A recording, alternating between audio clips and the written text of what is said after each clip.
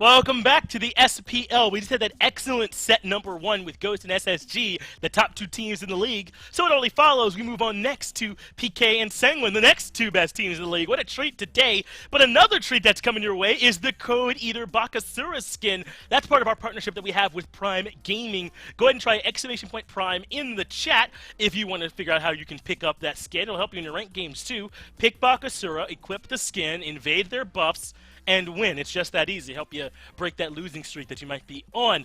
I should do it there for that when we talk about all the cool skins that you can enjoy. Instead, we'll start talking about this very next set. Joining me here on the desk to help break it down is Aggro again. We've been working together today. It's been an easy day, so hopefully we can keep that one going.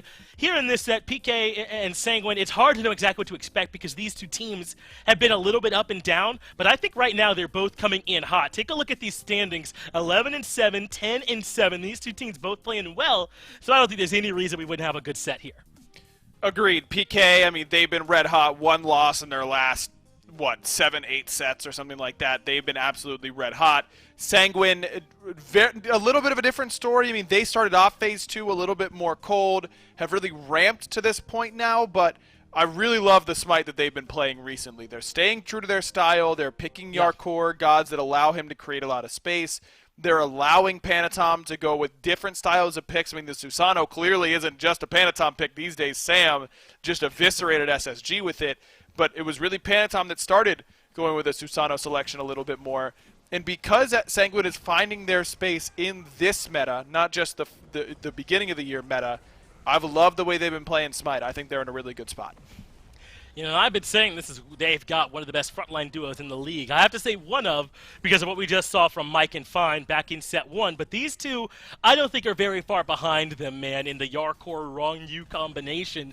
Part of the reason why Shinto and Panatom always look so good is that they have a ton of space in which to operate. And that's afforded to them by that frontline that is always working out for them. And they've started to find, as you covered, some picks that work. Not just in the jungle, but they've been giving Shinto more of, like you're seeing, this Hopwa pick. Netroid has been willing to flex around a little bit, find some other picks to work with too. And Yarkor, we know he'll play the Cthulhu. This Sanguine team is a tough one to deal with when they're firing on all cylinders because they're so patient, they're so willing to wait till they can play as a team and then just try and best you in that phase. They're a really well-rounded team these days, Finch, which is the real key for this squad. I mean, you cannot just be a team that's going to do this strategy, but you can't do that strategy. I think Sanguine can do just about everything well enough these days. If PK gives them the opportunity, I wouldn't be surprised to see Sanguine roll them in the early game. You can't just afford to let this team do whatever they want in the early game anymore. I think they've gotten to the point now where they put pressure on you there as well as the late game. They do. Rongyu talked to me a little bit about how Sanguine had this change of philosophy. Listen, they have to start playing for the early game.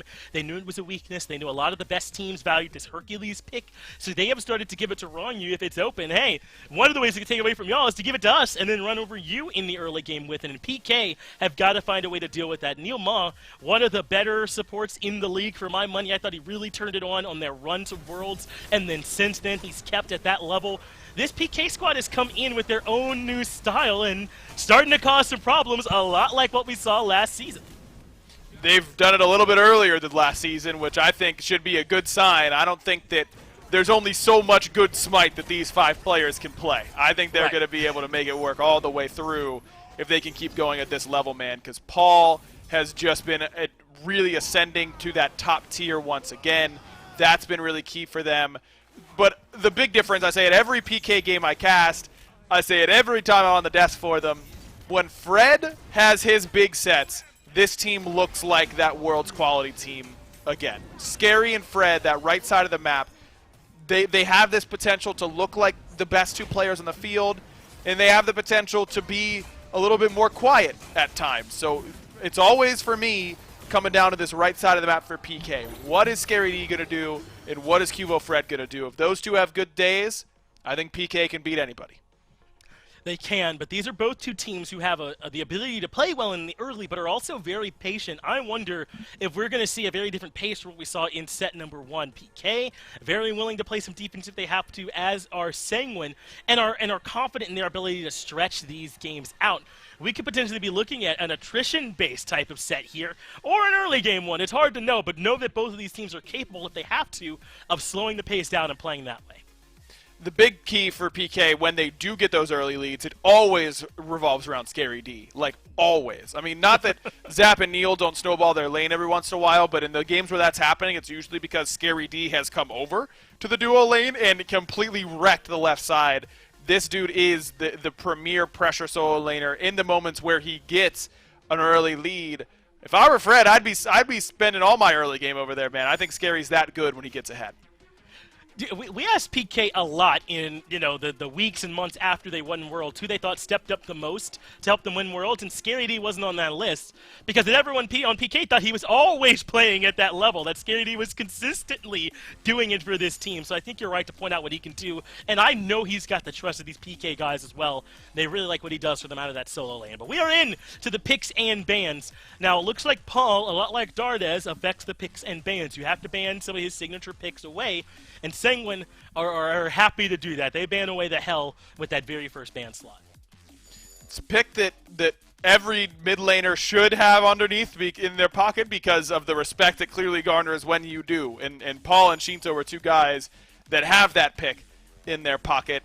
I'm a little surprised that Sanguine's willing to ban it, though, because I don't think we've seen PK really threaten that hell quite as much as of late. But 3 premier picks taken off the table by Sanguine. PK a little bit more locked in and targeted with their bans so far, leaving themselves open to a whole bunch of different first picks. Heimdall was not the one that I was thinking of. This has been a signature for Zap as of late. Netrioid has also played it. This makes me think PK might be looking to take Morrigan for themselves and not have that counter pick on the other end as an option for Sanguine. Well, yeah, you definitely don't want to have to drop down to the Baron. I mean, it's not as strong in the counter matchup either way, so I think this makes some sense for PK to grab the Heimdall right away. Now, what are Sanguine going to do with this opening that's left? I think getting Habois here makes a ton of sense. Shinto's looked great on it, and I could stop my point there, but also keeping it out of Paul's hands is pretty important too. So bringing it over to the Sanguine side makes a ton of sense. It could even be a flex split pick and potentially go into the jungle. But they're also going to go down to this Cerberus after that. This one surprised me just a little bit.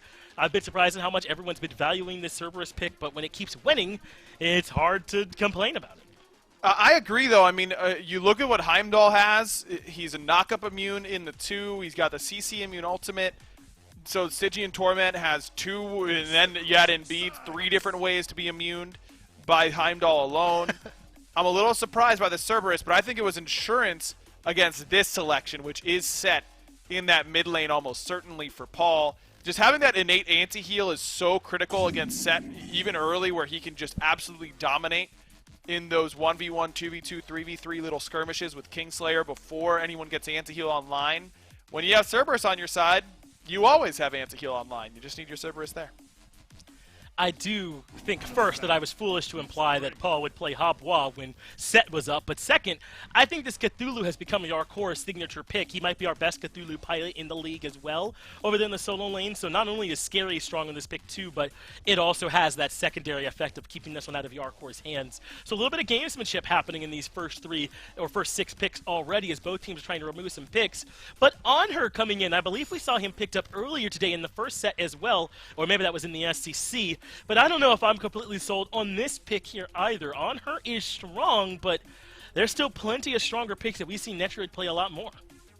Agreed. And again, you look at this Heimdall matchup, I mean, this could be one that gets pretty volatile pretty quickly. If Honor gets ahead, then it's really easy to impale Heimdall out of his Bifrost Crystal, to just throw up the pillar and ult him and force him to use the ultimate right away. I mean, all of those are really, really good tools for the Onher, but if Onher falls behind, you can't jump on the Heimdall. He has the knock-up immunity from the 2. You can't impale him while he's channeling the 2. You've got a great ultimate from the Heimdall to launch the Onher and set up for a pretty easy kill. I think if either of these hunters get off to a good lead, they've got a pretty abusable strategy to take the other one out consistently. This depends on how that matchup ends up going over there in the Hunter lane. Zapman up against Netroid. Going to be one to keep your eyes on. Lots of knockups over here for Sanguine. Wouldn't be an awful time for something like an Awelish perhaps to come through off the On Her Leap Habois knockup as well, but we'll end up seeing what they value because they're waiting on Panatom's pick till last, and there's still a lot of junglers available, right? Only Set has been taken on the table in terms of a pick, or only Erlong Shen has been banned, so we can still go to something like the Thor, the Susano. He's got a lot of options in terms of what Panatom wants to round out their draft with as Now the Tsukuyomi coming through over here for PK. There's still plenty more assassins that can be on this team. Seems like a lot of teams are really liking the Tsukuyomi against Hebo matchup because Hebo can't seem to really get away from that piercing moonlight, but Tsukuyomi also not knock-up immune anymore while channeling that Kusari Gamma. I like the idea of the Bacchus here for Neil. Just add in another high damage magical character because with set mid, you might be lacking some of that magical AoE. Bacchus covers some of that.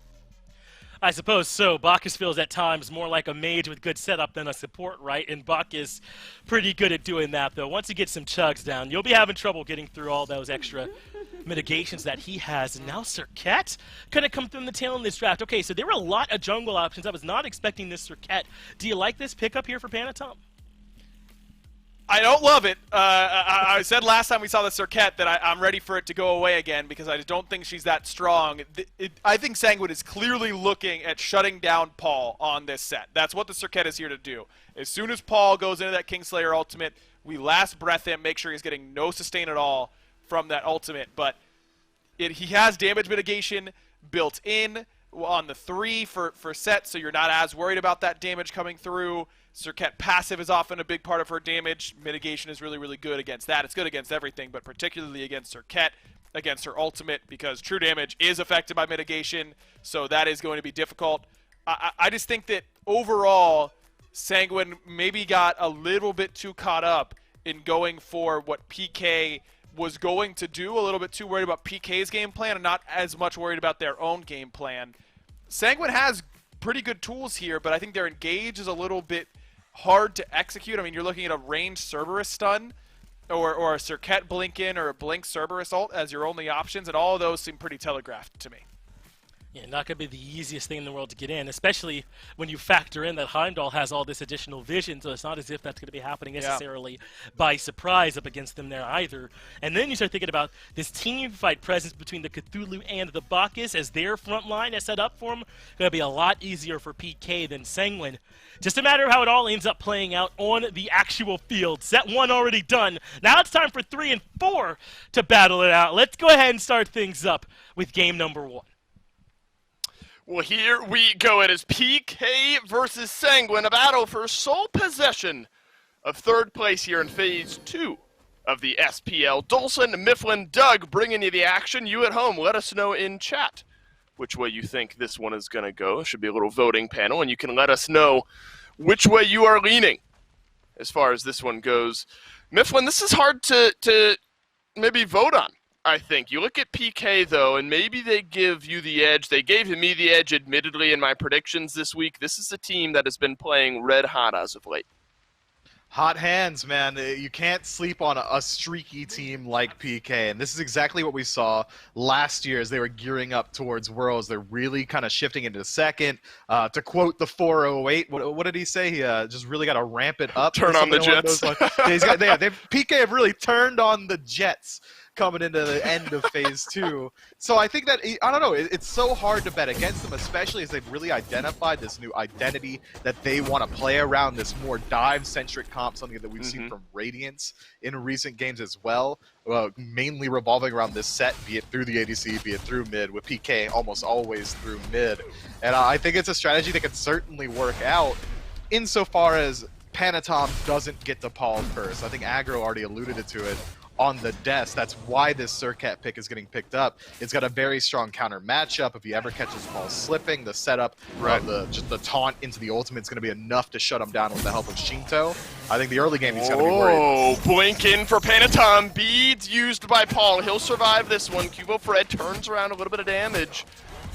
But now PK, a 1-level deficit. Paul just catches up. They're going to have to be careful going over to the red buff here. There's some early damage that Shinto and Panatom might look to take advantage of. But it looks like instead Sanguine will return to their own red buff and not roll the dice. That's a smart play from Sanguine. Already we saw that they had kind of lost a lot of their time, not quite able to finish up that wave, so instead of taking the more risky play on the defensive side of the map, they instead back up to their own red buff and get that safer play coming through. You don't want to fight into a set and a Tsukuyomi on even terms, even if they are at around a quarter health right there. The damage output is so high. I like Sanguine playing it a little bit more disciplined. You can already see how some of the early punishment might go. in the mid lane there, though we did talk about it on the waiting room. Hey, a lot of the storylines we brought up seem to be coming true here today, so thumbs up to us on that one. But once Paul starts to turn that corner post level 5, that's when you expect high burst potential coming out of that mid lane. So definitely something on both sides, really. Shinto as well will have the ability to effectively delete anyone, so some potential action to be watched there. Panatom now over to solo. Scary D, no chance. Yarkor swings away for first blood. Scary D, Miff, he's been effectively beneath half health for the majority of that lane, and that's an easy gank, all things considered, for Panatom. It is an easy gank. Panatom just rotates in with the jump, the taunt, the one. That's all you really need. But I understand why Scary D wasn't quite ready for it. The speed buff was just spawning for Sanguine, and Scary absolutely knows those timers. So he's expecting, if anything, sure, Circuit might be on my side of the map, but she's going to be coming top side. She's going to be clearing out those buffs first. She's going to be mirroring what my jungler's doing. And unfortunately for Scary, this time he's just wrong. A bit of an off-tempo gank from Panatom results in first blood. I call it the cringe gank over to long lane. I don't know what that one's called, but it definitely caught Scary D off guard. Their small jungle rotation back towards mid here. Paul still being slightly outbullied by Shinto, who has ticked over to level 5. Paul short behind there. The guys on the desk, Mifflin, also figured we might see some fireworks out of the duo lane. I suppose it makes some sense. There's plenty of engage potential from both of these supports, though Neil piloting one we've only seen once here in Phase 2 so far, and that's the Bacchus. What kind of respect do you think Neil is demanding here with this Bacchus pick out of the duo lane? It's one of the more aggressive early game Guardians you can pick up. That flop is a tool that you just have to constantly be worried about, as Scary D should be worried about Panatom hovering the jungle here. It ticks over to level 5, so he gets the Descent into Madness, which should be enough to deter that gank. Yep. So as far as duo lane goes, I don't imagine we're going to see too much fighting as long as the supports are there, but once both rotate out and it shifts to the 3v3, with Netroid piloting this on her, one of the most aggressive hunters in the game, and Zapman being one of the most aggressive players in the game, I would not be surprised to see him throwing a couple hands against each other there. But with Guardians in the lane, Cerberus is just going to be deterring all of the aggression from Neilma. Neilma doing the exact same, kind of making it fizzle out. Also rocking one of the cooler Bacchus skins, if I'm being honest. Just came out in game, Blobulus or something. I forget exactly what it's called, but I think it's hilarious. And I think it's super cool, to be totally honest. The D&D fan in me, Blockus is what I've been told. The D&D fan in me with the D20 on the stick there also loved it. And you know, Mifflin, jokes aside, admittedly, there might be some concerns for PK around all the physical damage they have, both of their carries and their jungler physical damage dealers, but this Bacchus not one who will shy away from dealing some serious damage in the late game, magical damage at that. That would be great for PK.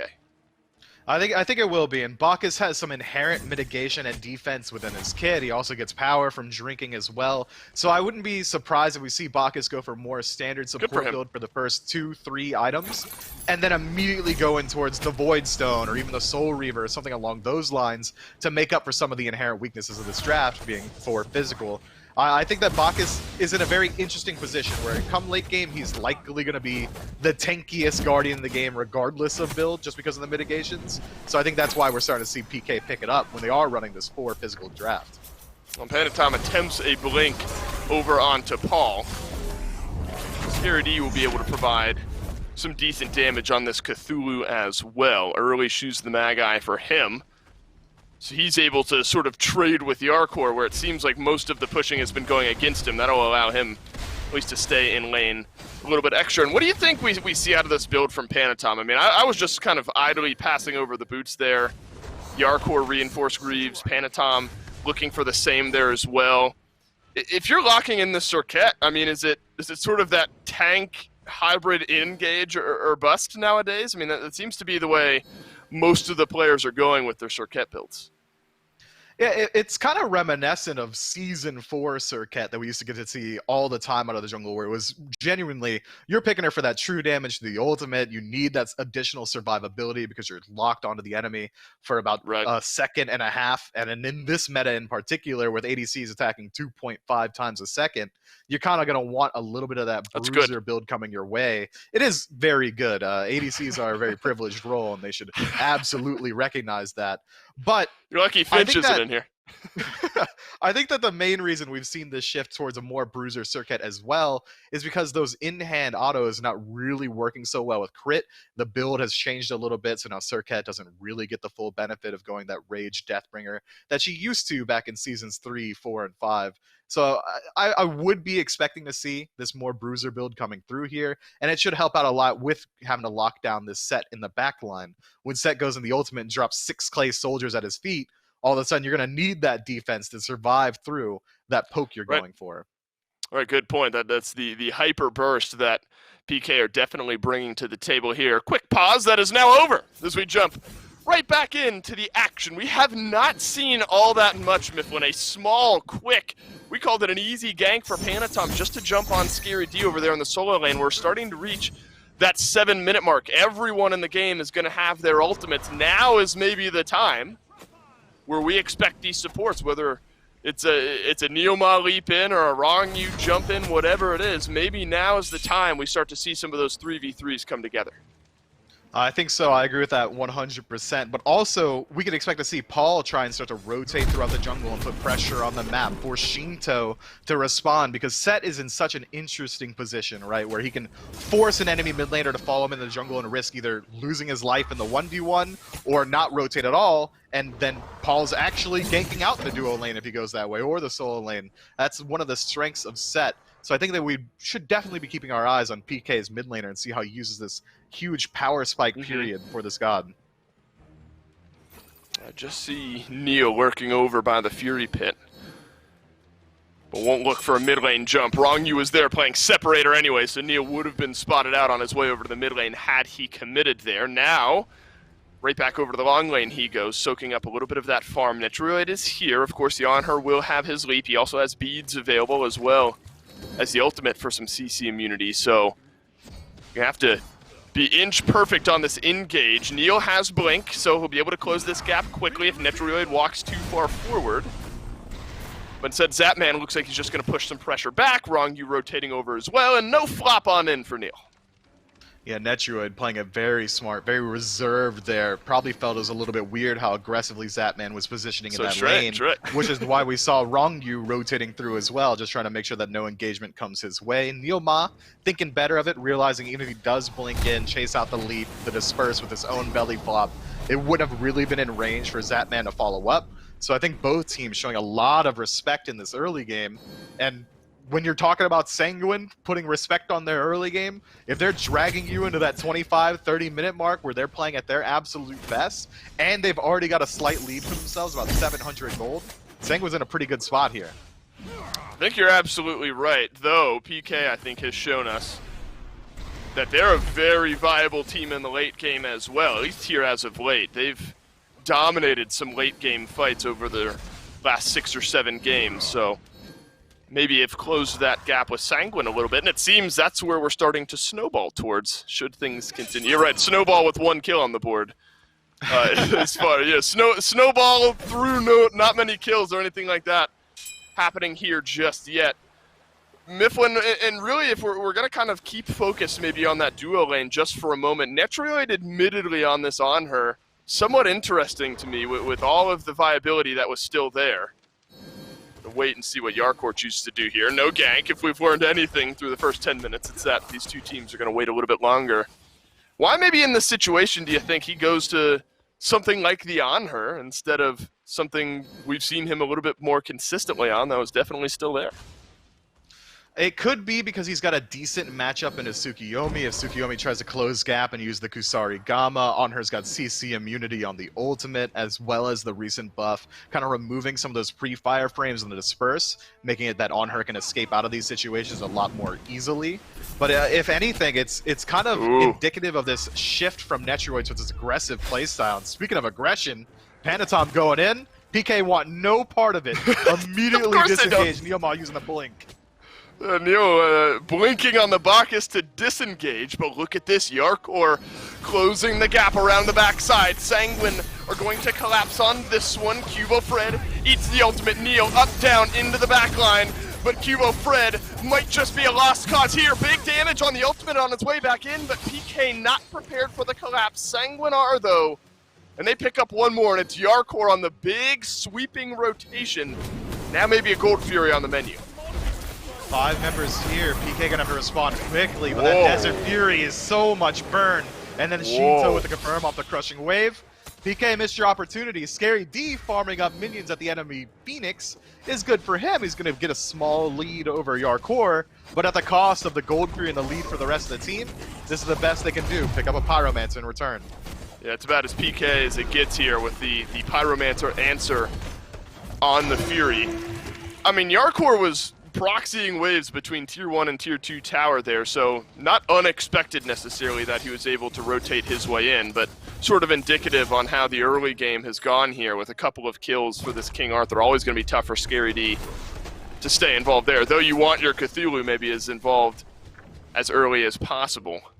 Cubo Fred was able to do a little bit of damage there, Mifflin, but ultimately there wasn't really much of a collapse around the backside there from PK, so maybe all things considered, you just lose one guy in the Gold Fury, and that's about the best you could do there. The best you could do is still feeling pretty bad about it. But Right. we did get a little bit of a heat check, right? Cubo's damage output is nothing to scoff at this point. He picks up the Crusher early on in the build, Yep. which is an interesting decision. It means that he is looking to fight very early on. The passive gets its most impact out of the early game. That additional attack speed, while you're still able to stick to these enemies, is really only for the early game as well. And it looks like he's moving into the Soul Eater, which is going to slow down his early game. A little bit of disparity Right. inside of the build, which means that he's going to have to wait for those to stack up before he gets full value out of the passive. So it seems like Cubo originally was looking to play aggressive and then has been kind of hindered by the pace. Wrong U goes in, and Cubo Fred will burn his ultimate.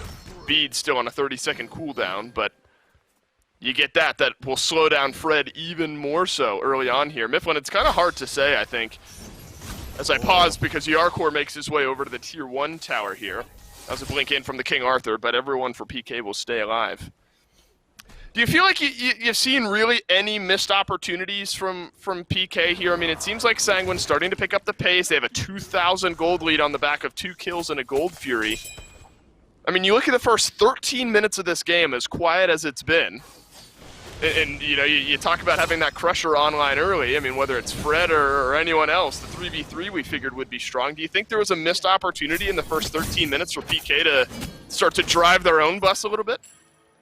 I feel like it, yeah. Inside of the 3v3, I almost 100% favor PK just inside of that one individualistic team fight, right? You have Neoma initiate, and then all of a sudden Paul's throwing out a bajillion damage from a range, or even Cubo poking from a range as well. But it felt like PK has been kind of stifled by the aggression from Sanguine every single time. They weren't allowed the opportunity to group up as 3 because Sanguine is bringing the fight to your left side back camps, or ganking you at your right side back camps, or even taking a straight up fight inside of the Gold Fury pit. It seems like Sanguine's strategy was to mitigate PK's strongest phase around Paul once he ticks over to level 6 through 9, and just immediately just jams down aggression, make sure that PK can't get their footing under them, and that from there, they've pulled a small lead for themselves. Well, it's an invade on the red buff yet again. Neo first on in, but first on out is the immediate answer. Scary D rotates over before Yarkor this time, so a small numbers advantage for the Knights should you fight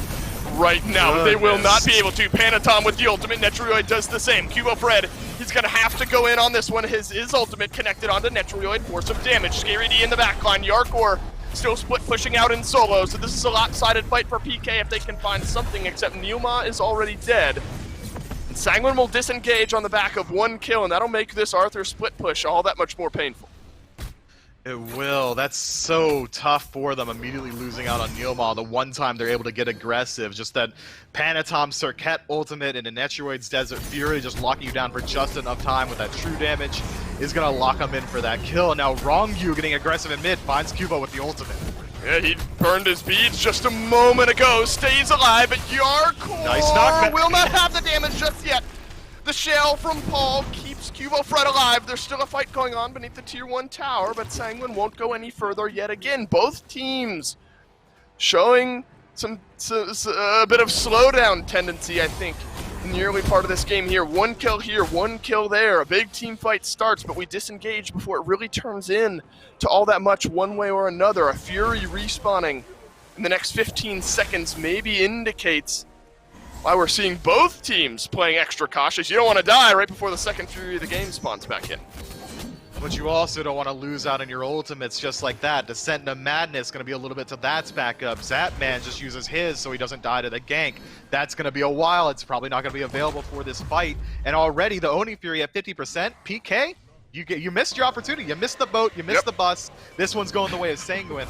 And it feels like a death of 1,000 cuts, doesn't it? As Sanguine kind of strangles the entirety of the map. It's not huge sweeping plays, as you already highlighted. It's one kill here, an invade here. We're going to pick up a Gold Fury on the tail end. And all of a sudden, what felt like a very slow game is already starting to balloon the lead. Now 3,600 about in favor of Sanguine. XP remains largely equal. But as the later the game goes on, XP is going to mean a little bit less, and we're starting to reach that sweet point where gold is really what you're looking to accumulate. Cubo Fred still working on stacking up that Soul Eater, very close, just a few stacks away. Paul as well, Transcendence there. On the set out of the mid lane, both Cubo and Paul start off with the Crusher, then both move into the Warrior Tabi, then both move in to a stacking damage item.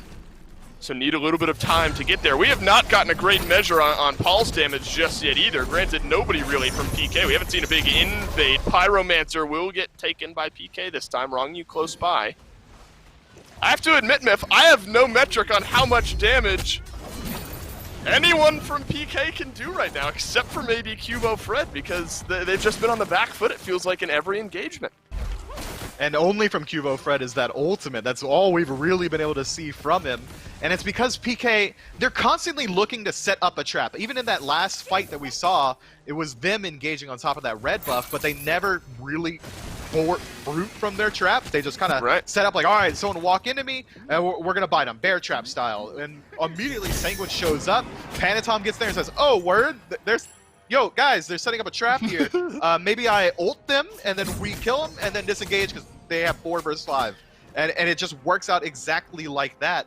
PK need to be a little bit more decisive, a little bit faster on these attempts to get aggressive, because if they allow Sanguine to reposition and have all 5 members there for the team fight, playing into this deficit, I don't think PK can win the fight.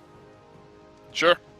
And maybe it's slightly unfair of me to kind of harsh on PK. I mean, higher damage numbers for Paul than what we've seen out of Shinto. It's really just been 3 kind of individual picks and then disengages from both teams. So still a lot of determining to be done really across the board, as Paul will even up that level gap there in the mid lane. Shinto, maybe standard all things considered. We sometimes see Rod of Tahuti with that first item, though Mifflin, this Doom Orb start, even outside of these high burst mages like the Hebo, I mean, it's starting to really become the popular pick is that first mid lane item to lock in.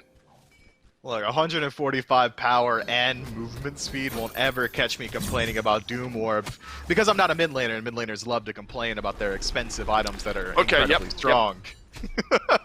As Wrong You gets caught out just ever so slightly in the jungle by the burp, and we get to see a little bit of that damage output from Paul, enough to take off 10%.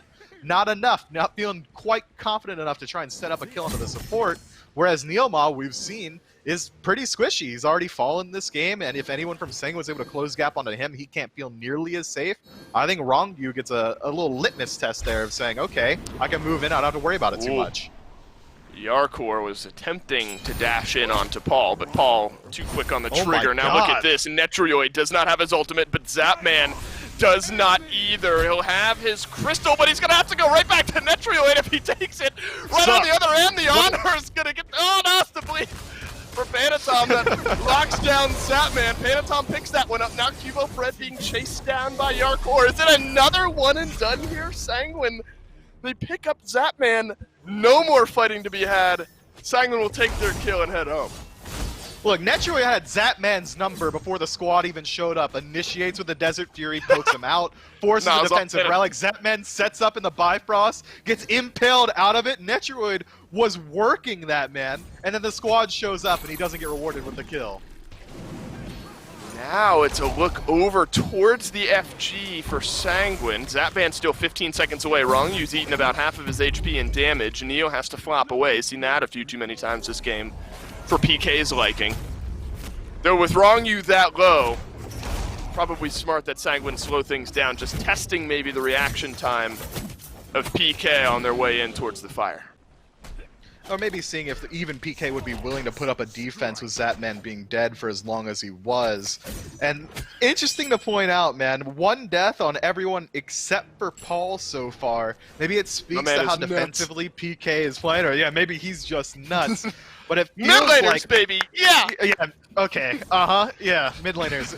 And you wonder why I called you an aggro fanboy, alright. What does that have to do with aggro? What I play mid! Alright. Mifflin, we are 21 minutes into the first game of this set. We're not going down this path already because it's all downhill from there if that's where we start out here. Luckily, Yarkor is going to bail me out a little bit as he's going to rotate towards mid with Scary D there in kind. Now it's the Fury that's up. PK have been very slow, if not non-existent, on their Fury answers up to this point. I imagine we've reached a point in this game where they feel they might have to try to engage on something. Neil agrees, will take an extra swig in. Panatom dashes away, stays alive, half HP, even lower now on the Fury. Will there be a steal? No, there won't. Sanguine block in the Fury, but PK, they want to fight. Neoma jumps on in, they've cut out a couple. No kills for PK just yet, instead it's Neil that goes down. Finally, Cubo Fred finds Paydirt, but it's a double kill for Panatom. Zapman fighting Act back in behind Scary D. Low health bars on 3 members of Sanguine. Right back in here, but Scary D low himself as well. Paul still alive. A double stun from Yarkor might be enough to reset up the rest of this fight, but Zapman will finally swing on through. Sanguine get the Fury, but it's a 2-for-2 trade in the fight. Yeah, Sanguine overcommitting to the Fury just ever so slightly creates an opportunity for Neil to find a 2-man flop into a 3-man stun, which sets up for the rest of PK to reposition. From there, he baton passes to Scary D as he enters the Shadow Realm, Neil Ma that is, for Scary to find all the CC and set up for the rest of his team. Meanwhile, Yarkor zones out the backline of PK in a losing fight against Paul. I don't care that you're King Arthur. I don't care that you were 2-0 before that point set. Does a ton of damage, and you're not going to be able to hold him back for long. From there, you're just hoping, if you're a Sanguine fan, that Netroid's going to get enough lifesteal off the back camps to re-engage on this incredibly low-health Cthulhu, and it just doesn't pan out that way. It turns into a 2-for-2, where Sanguine does get the Gold Fury, and PK have to take the consolation prize of Pyromancer. But we're seeing time and time again, despite Sanguine finding these small leads, this death of 1,000 cuts, PK is still standing strong and able to fight in. Look at all of Sanguine shells as well, effectively all synced up with one another there in that previous fight. Maybe keeps them alive a little extra on the back line, and they'll be able to re-engage with one another maybe later on here. Just a funny little something my eyes caught down there on the side. So 3 shells maybe is really the point here. Obviously, you want some of the shielding, but enough auto attack damage that you're going to want a little extra defense off the top if you're Sanguine. Sometimes we see 2, but 3, they're definitely buying into that mindset. Yeah, we would want to see those timers desynced a little bit more so they get full benefit out of the shell, and not all effects stack up perfectly, so you want to kind of desync them just ever so slightly. And maybe 1 or 2 seconds off of each one would be ideal, but Sanguine seems like they kind of hit that panic button once you saw that team fight. Like 3 shells pop up nearly instantly, and PK found a good time to really optimize on it. And now those shells are back up, which means Sanguine should be willing to look for another fight. They've got an advantage still, albeit a very small one, but the bigger advantage being that defensive positioning around the Fire Giant, which handedly goes their way. And just moments ago, there was another Pyromancer for PK. That's been their MO throughout this entire game. 3 Furies over to Sanguine. I think it's 2 Pyros over to PK up to this point. Sanguine start up the FG here, half HP on the jungle monster there. Scary D just hanging close by in the attempt of a steal, maybe in a few moments. Scary D dashes in. Sanguine don't care. Fire Giant locked on in. Here comes Cubo Fred into the backline. Cheeto, he falls first. How about the rest of this fight here? Netrulite sends out the Desert Fury, pins Cubo against the wall, and suddenly he's got to escape. Scary D considering maybe a little extra damage in onto this tier 1 tower. Zapman running down, wrong you. Paul goes down as well in this fight. Zap now going in on the backline with Scary D. Could be big damage numbers here for the Knights. Huge turnaround, though. The Blinken from the Surcat finds the kill into Cubo. Scary D not happy about it, dashes back in.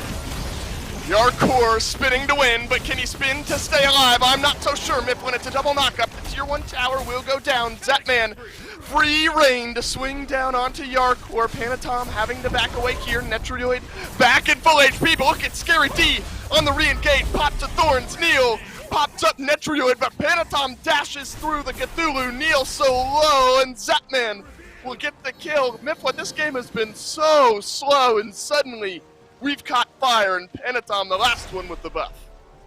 An explosion of color as Zapman tries to bait Panatom into a 1v1 situation. Who's got the Cheeto's coming CC? back. It's Panatom, Whoa! but Whoa! beats! That's all we needed! Yeah, eat dirt! You step to the king, you're gonna get put down like a dog! Panatom falls for 50 seconds, and that's another fight where Sanguine engage around the Fire Giant, and they immediately stick to it. They're not willing to reset it, they're not willing to look for the fight, and PK as a 5-man unit is able to walk in very easily. Sure, FG goes the way of Sanguine, but look at their belts. No one's wearing it because PK take an advantageous fight. Sanguine have to use the Crushing Wave for the confirmation. They have to use a ton of other abilities as well in this Hail Mary situation. And PK, no one's getting onto Zapman. He's allowed to free cast in your back line. Cubo shuts down up multiple targets with his ultimate. Sanguine needs to play so much cleaner around these objectives. Be willing to reset if PK is already inside of you. Zap has gone huge this game, affecting 6 out of the 7 kills. This Heimdall, pivotal for PK, not only in the fights, but in their getting first Fury of the game. Plenty of gold now to be swung back for PK. Yeah, that 3K gold lead, by the way, is now missing as PK win the fight, just find themselves 500-600 gold behind with still what will be 3 towers left on the map. Mifflin, this one really feels like it's turned around where Sanguine were kind of just dipping their toes in the fight water early on in this game. And suddenly, I don't think I'm overextending by saying it feels like Zapman and the rest of PK have all the momentum. It does feel that way, but still, we're looking at a very even game. The majority of players are already taking over to level 20. The only ones who aren't are the supports, and only one level separating them there. Gold is completely even at this point. It's not even worth bringing up the 10 or 15 gold that separates these two squads. But if we're talking about momentum, it does feel like PK. They're the one who are slowly trying to grow this gold lead, trying to catch up to Sanguine, and they've finally done it. If they were able to win a fight 3,000-4,000 down from even, PK is going to feel more confident than they ever have, and you can see it's reflected in their gameplay. Already they're positioning a little bit further up. They're trying to work their way into the Fire Giant, and if Wrong Yu shows himself, he might have 5 people to address. He has to jump away, has Blink, but will get canceled out there by Neil. So no burp from Blackulus to stun down the Cerberus here. I mean, even if I think you look at the engage, it seems like Cubo Fred has really started to come alive as well. I know a 2-3 slash line might not say that, but I think that piercing Moonlight has been fantastic. Even if he's not completely eliminating a kill, which he did in the previous fight, he's at least chunking down so much damage. Titanbane, good item, by the way. Pyromancer for PK will be confirmed here. Scary D and Neil both dash away at the same exact time. Watch out for Panatom lurking around to the left here. Wrong you wants a little bit more. Stygian Torment caught out for, but pulls nobody back in thanks to the disengage from PK. Neil will have to leap away, but Scary D did not get the memo as he goes right back in. Sanguine left searching for someone to fight with as PK will walk away with a pyro in tow. That's a lot of tools used there. That Stygian Torment's going to be huge around this Fire Giant fight. It respawns in the next 20 seconds. Wrong Yu has to go back to base and wait probably another 40 on that cooldown to come back up. Yeah, he does burn away some beads, you're right. But still, the defensive relics on the side of Sanguine are all maintained. 3 shells, all their beads as well. There's not much that they have to worry about, even if their engage is a little bit weaker. As long as they get to the objective first, PK is going to have to work in. And good luck doing it against all that defense. Yeah, 4 beads, 3 shells. There's 3. I mean, we got beads on 7 out of 10 players here in this game. Plenty of engage maybe from both sides, and that's what these teams are worried about. Now PK, this is where you step up. The last FG was attempted to be stolen. I speak for a living, by the way. This time now, PK, I imagine, really start to initiate a fight earlier on and don't let Sanguine get close to taking it away. Unfortunately, Neil, CC locked in.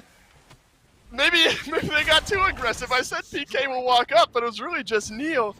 And now Sanguine maybe have a clearer path into this Fire Giant. Its half HP just turns over to Enhance. Perfect timing now for Sanguine. Scary D works his way in. That's a blink beneath the Enhanced Fire Giant. Can he steal it away? He's going to have to go big. No, again, Cubo Fred sends himself into the backline, and Shinto thanks him for it. Zapman will disengage. Paul is here with Scary D, though. 3 members of Sanguine locked in with some damage and a little bit of tankiness as well. This is a weird fight for PK to take, admittedly, here, Mifflin. 4 members for Sanguine still with the FG buff, and it's now Scary D leading him on a goose chase. A goose chase that won't last much longer than this. He's already used the mire and the dash. The gap closes there, and his life is forfeit to the rest of the squad. On Chile enough to stop out that dash. That one line of hope, the silver lining thing that he might be able to get a couple more seconds, immediately squashed by that item pickup. But I gotta call it out, man. Cubo goes into the ultimate trying to maybe steal away the Fire Giant or lock down somebody on the tail end, and immediately Shinto uses Crushing Wave as the Fire Giant falls into Death Threshold, and Cubo pops out right in front of him, taking not only the confirm, but also Cubo's life with that ultimate. Shinto had to have been on accident. That's how quickly it came through there. Frames, not even seconds. Frames was Cubo available to take damage there, and he was immediately shut down. And Sanguine all the happier for it, not only taking away the tier 2 tower in solo, but mid as well. Enhanced Fire Giant going their way, and now only 2 towers standing between them and the birds of PK.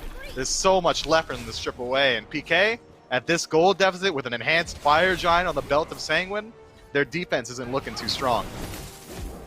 It's my fault. I said PK feels like they have the momentum, but I suppose Sanguine are still feeling comfortable with the state of the game. It's an Oni Fury now for a little extra pushing power. And a little extra gold as well. Gold graph showed a small moment of lead, and that's, I think, where my momentum conversation came in. Zap has to burn everything to get out alive here. You know, I've really brought up and kind of hyped up Zapman. He's done 5 of the 8 kills for PK. Netrulate as well. Look at the damage charts if we can in just a moment. This on her at 2, 2, and 7. He's gotten 2 kills, but he has got massive numbers for Sanguine in all these fights. He has. Both ADCs been so hugely impactful. Yeah, Netrulate dropping 23,000. Yeah, that's absolutely ridiculous. And he's using Zapman's favorite build with the Berserker's Shield, rounding it out as well, kind of biding his style and making it look a little bit better. But now Sanguine have to kind of adjust how they want to play this game. The defense from PK almost completely revolving around this Cthulhu. Might be best to try and address him first as they work their way in. But it looks like a standard 3-2 split. 3 in mid, 2 in left, with maybe a floater towards that center of the jungle. It seems like Sanguine don't really know how they want to work their way in. And if they don't make a concentrated effort, they won't be able to take away any of the tools of PK. They need that Descent into Madness to go down, or at least split the attention. Panatom attempts to jump on in. 100% kill participation for the Sanguine jungler. But Scary D will stay alive this time. I like the way Wrongyu's rounded out his build here as well. Spear the Magus on the Cerberus. Cerberus damage can go under the radar sometimes in our conversations, but you catch out a backliner, even with just that one damage item on towards the end of your build, and you're going to be melting health bars, man. I mean, it is tough to walk away from that. It is, and match it up with Stone of Binding as well to even further expedite that damage. But now look at Zapman. Luckily, still has the beads. He eats half of his health from Wrongyu, and then a little bit more from Netrulate, then a little bit more from Yarkor. Sanguine find a pick, and it's Scary D left alone onto the front line. Neil has to leap on in. He'll get one knock up onto Yarkor, but That'll only help his sustain a little bit with the Stone of Gaia there, and Yarkor will have to walk away here. We have seen games get elongated, Mifflin, right around to the spot, right around these Phoenix defenses. Sanguine, no form of massive sustain, but there are some minions. One final Oni minion pushing down the right-hand side. There's going to be Panatom in the mid. It's going to be a three-pronged attack here thanks to the minions for Sanguine. You might just have to give up this left side Phoenix. Panatom and Paul doing battle on the left. Cubo, Fred, has he connected? He sure has, but now he's alone in the back. Aegis avoids the crushing wave. Look at the damage from PK. Sanguine, they're on the run. Neil bursts down onto Rongyu, locks in the Cerberus right there in place. Now PK, they smell blood in the water. They want more, but I'm not sure they can close the gap in time, except for onto Panatom. Scary D, he keeps going as well. Nice impale from Netroid, should be able to crush the aggression there from the PK boys. But Sanguine, sticking around for so long on that left side Phoenix, I understand it's frustrating you didn't get the Phoenix itself, even though you were able to find a pick onto Zapman. But once Fire Giant wears off, and it wore off like a minute and 40 seconds ago, they just kind of hover around at incredibly low health, and PK, being so close to their fountain, are very easily able to reset, heal up, and then immediately come back into the engagement. That's exactly what Cuvo does, coming in at 100%, using his dazzling moonlight to close the distance onto the Sanguine boys. And from there, they have to just hold on to their W key in the opposite direction. I would have much preferred to see Sanguine use that time while Zapman was dead to reassess the situation, regroup in base, and then work their way into the Fire Giant, because now PK are doing exactly just that, but Panatom's dead for 10 more seconds. The tug of war continues. It's a 6K gold lead for Sanguine, but it's a one-man player lead at the moment for PK. Very quick on the FG. Sanguine close by. Will they steal away their third Fire Giant of the game? The answer is no. PK got this one. Rongyu pulls two. Right back into the damage of Netroid. Neil so low here, so he's going to have to be cautious on his re-engage. It's a double knockup in the back line. Watch out for Cubo Fred. He sniped down Shinto, and now he finds Rongyu in the back as well. A double kill for the Tsukuyomi, but Netroid will find one. Paul gets rid of the on-her. PK winning this fight big. Crashing down to earth will be Yarkor here, and I think they might have the damage, but it's a nice mantle proc to keep PK at bay. Neil will survive for the time being. If Panatom and Yark were able to get out of here, that's huge for Sanguine, but Zapman with a chase rides the Bifrost and finds the kill onto the Circuit. The sole survivor being Yarkor, left a limp away towards the Pyromancer. PK, they should be able to get a Phoenix, potentially two, with that right wave pushed up as well. They've got 20 seconds left, Dave, on Shinto's respawn with just the King Arthur, and Zapman being full health. He's still got to play safe. A flop might cost him his life. This is scary here. This could cost him his life, maybe cost Sanguine the game. PK working their way in. It's Neil tanking it up right now. Yarkor, half HP. Zapman, he's taking no damage. The Titan's doing everything. PK, they win one fight at the end, walk into the base, and lock down the win over Sanguine. Yeah, Sanguine thought they were dragging PK into the late game. Little do we know, it was PK who had come to the stage and set the trap nights before, ready to get him in there. And immediately we see one T-fight's all it takes, and they know their damage so well there. I didn't think they would have been able to find the end, but the oboe procs from Heimdall ticking between the King Arthur and the Titan helps out a little bit. The flop to create the distance, and Zapman very willing to tank it up. I mean, clean play from PK, but it was a close one. I think Zapman hit his stride in that early game, slowed down a little bit, and then we saw big damage numbers from Cubo Fred as well. The Tsukuyomi, when you want to go in, you know, the piercing moonlight can send you into a fight you sometimes don't want to take, but I think Cubo Fred, massive around some of the turnaround fights there towards the end of the game. PK, they continue to be on a hot streak here. They take game one over Sanguine. Quick break, and we'll be right back into game two.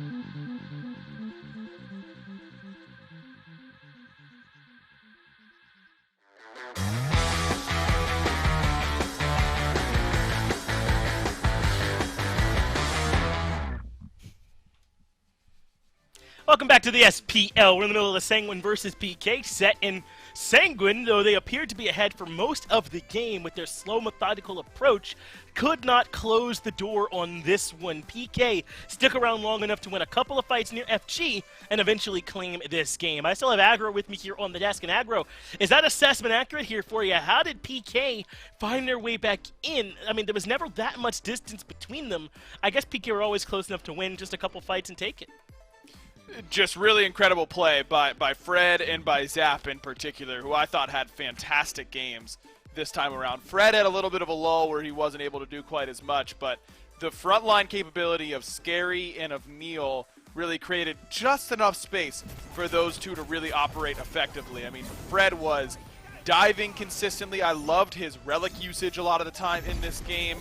Just popping out of that piercing moonlight and then insta-aegusing because he knows that they're going to try and burst him on the back end.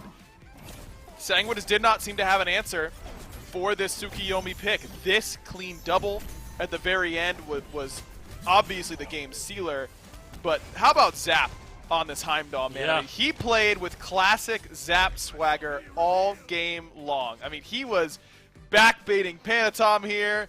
He ends up being the one to really seal the game a little bit later on with this kill on the aggressive TP in. Clean auto attacks as well. I mean, Zap just had a fantastic game this time around. And that was with Netrioid really matching what Zap was doing a lot of the time. I thought Netrioid was really, really good in lane and in a lot of these team fights. But Sanguine's weird engage really came back to bite them. And I just kept hearing your voice in my head saying, this PK team loves to play patient. They really know how to play underneath these Phoenix sieges, and it came to fruition here in this one.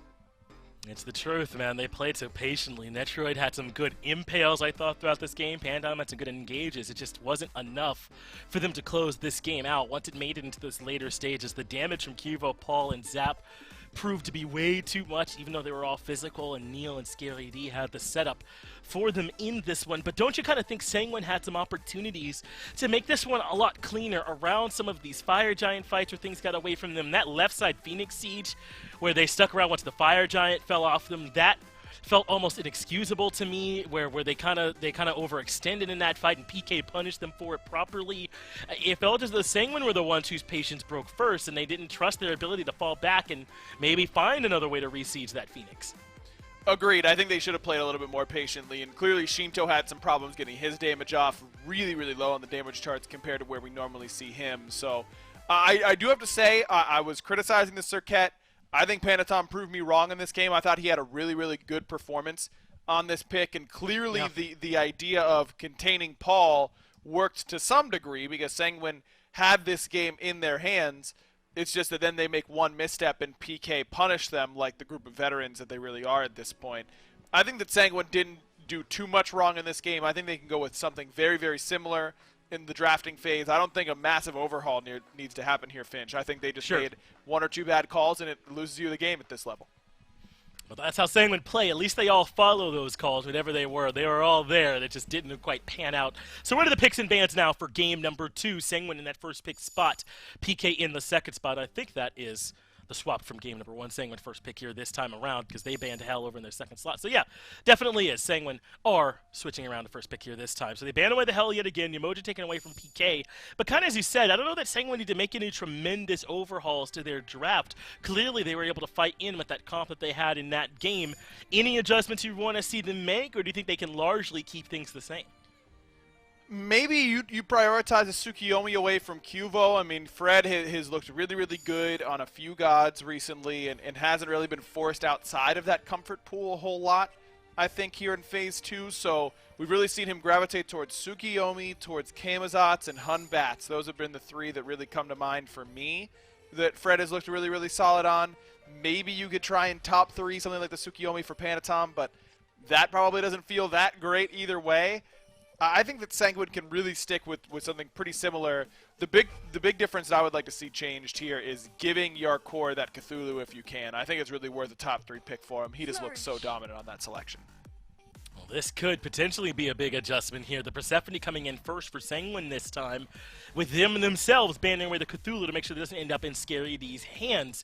And this is a big different look, right? That Hobwa for Shinto last game, we just talked about how its damage wasn't consistent, and maybe instead having him on this Persephone, who we know can have the consistent damage, is a better look. Do you like this one first overall here for him, or do they need to go in a different direction? I think this is totally fine. Give your guy the pick, and that has been Persephone for him. He's looked so good on this selection. I don't think there's any problem with it whatsoever. There are some counter matchups that aren't great, but nothing that you feel like you can't play Persephone into. I think that Sanguine have made a really good adjustment with them actually being the ones to ban away that Cthulhu. I misspoke earlier that they should be giving that away. Obviously can at this point. This is a great switch up. PK hold the Hebo pick knowing that they should be able to get it if they want it before the second ban phase, assuming that Shinto's already got his pick. Why would they pick Hebo? It's for Panatom in the jungle this time around. You get another top-tier mage alongside this Persephone. I love it. You're really lacking engage now. I mean, you need some way to get in there, though Persephone Ultimate does help out in that regard. But I'm interested to see what Rongyu and Yarkor are going to be able to grab bottom two. But so far, I think Sanguine has really solidified a solid backline.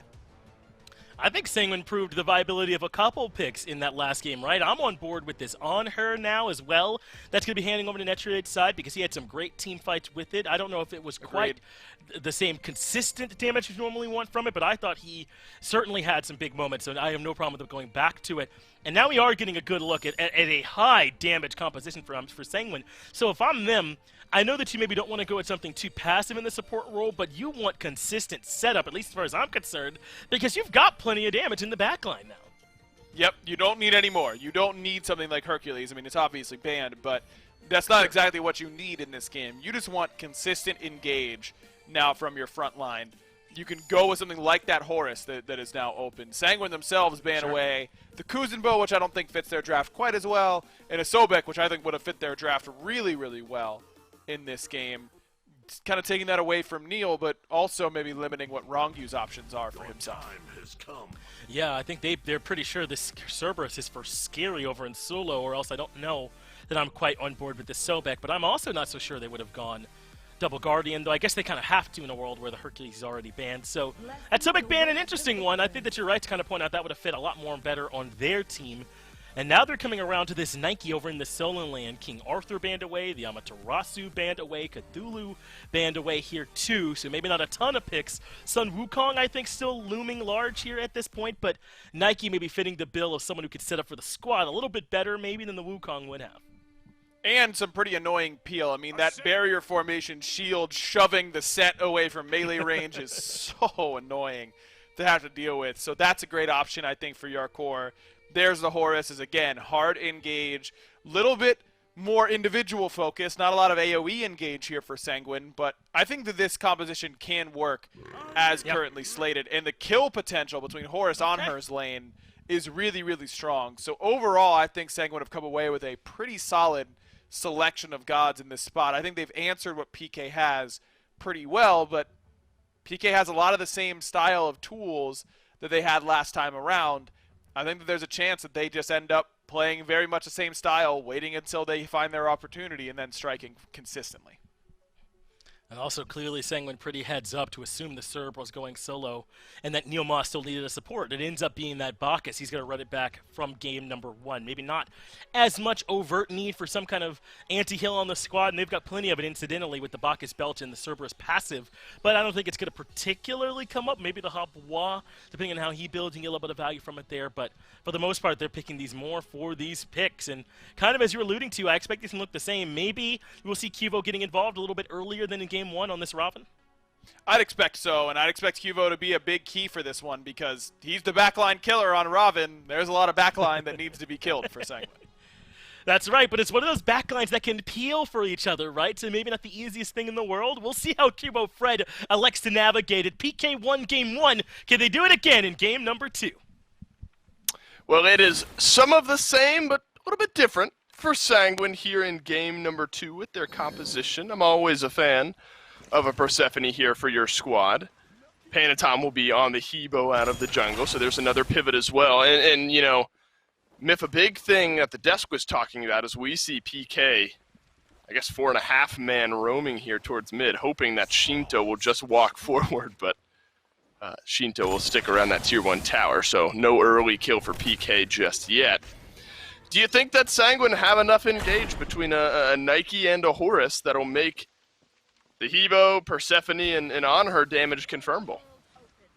Look, Dave, I'm gonna do what I hate and answer your question inadvertently and sideways and not really actually address it.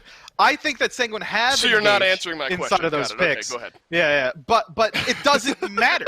It doesn't matter that they have engaged. They need to be worried about counter-engage. Take a peek at PK's draft. Cerberus, Robin, Set, Bacchus. You know what all those picks have in common? They're jumping on your backline. They're all getting in there together. And then Sanguine are going to have to address that with what? They've got a Hebo knockup for Peel in the backline, or maybe a Grasp of Death shot at a wall so they can stop the aggression from PK, or potentially even a one-man CC from this Horus. I'm worried about Sanguine once this 5-on-5 kicks off, and I think that picking up the Hebo in the jungle, sure, it's a very strong late-game hyper carry, but it's also another dive target for an already dive-heavy draft from PK. Sanguine's got some late-game woes, and I think I kind of want them to win out in the early game ever so slightly to make that transition easier. But how are they going to win out against Cuvo, Fred on Robin, or Paul on Set through mid? It's going to be tough. Neil, considering a jump in maybe here. Already so much pressure, maybe setting up for a red buff invade, but instead Fred and Paul will just work their way back towards their own red buff. Wrongu and Netrioid began a rotation over towards mid as well, just to cover slightly.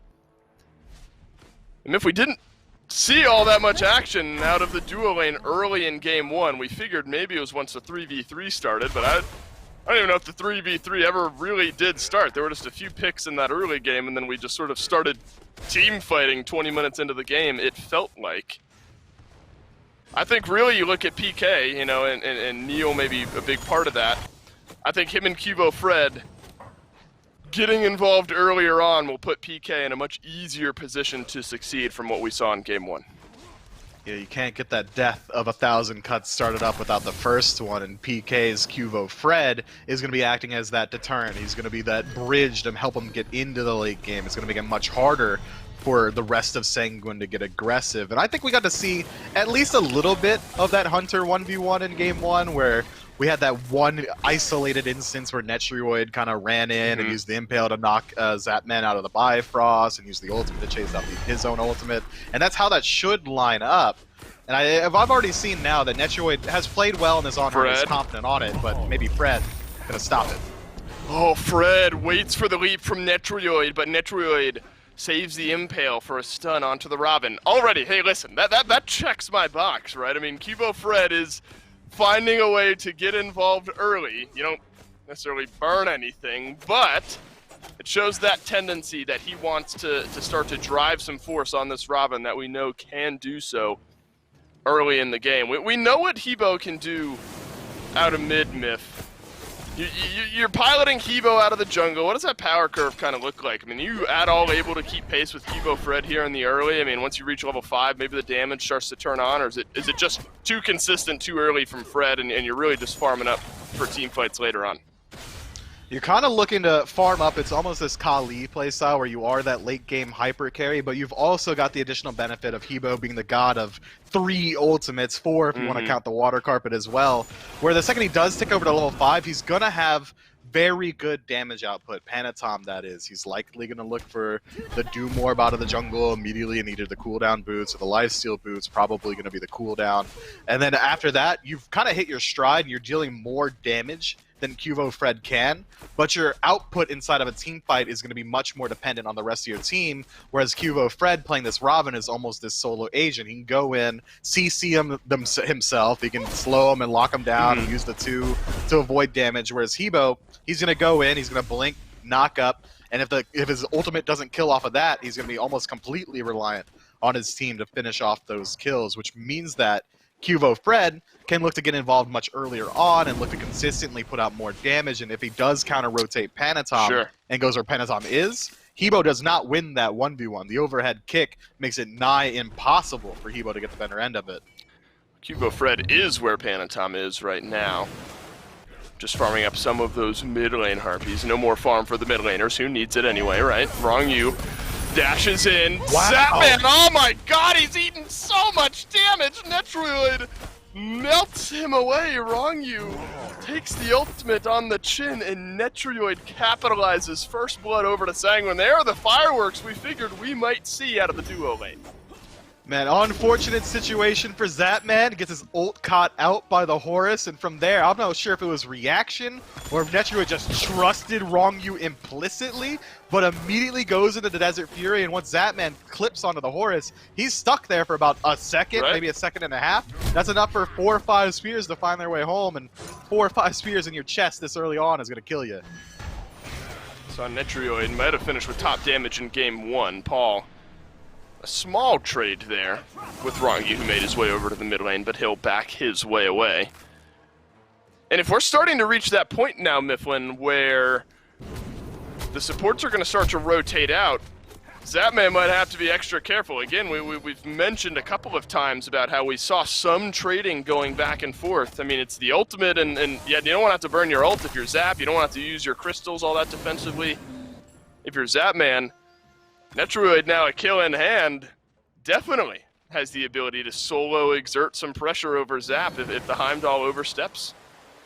I agree. Right now, though, this early on, it's only going to be a couple sacks on Devos, maybe about half a level separating them, but Zapman's going to have to play very safe for the next 70 seconds at least. Netroid, if he's able to jump in, find an impale, all of a sudden with no beads, Zapman's got no survivability against that incredibly fast burst that On Her brings for himself. But it's going to be hard for Netroid to find those opportunities. The Gallarhorn to knock or immune the knockups from the Disperse makes it much harder. He can also use it to immune the knockback from the impale as well. So Zapman's not out of it just yet, but he is going to need a little bit of help if he wants to get the lead back in his favor. Right, just needs to play a little extra safe, as you point out. Neil makes his way back over to the duo lane, as does Wrong-Yu. No pressure put in on the mid lane just yet. I suppose, you know, we always have these conversations around solo and how hard it can be to gank solo lane as it is. Maybe there's some of that same mindset around a set out of mid. I mean, it's very hard to lock that character down. He has, you know, pretty good mobility. He doesn't have his beads for another minute, but maybe that's why we haven't seen all that much action hovering around the mid lane just yet. Yeah, that god is incredibly slippery, not only with the CC immunity in his kit, not true CC immunity, but root immunity and the like. Makes it that much harder to lock him down. Shinto's going to have to pick his fights very well as just having this untraditional jungler inside of Hebo, meaning that you're lacking a lot of CC, means it's going to be even harder to lock down Paul.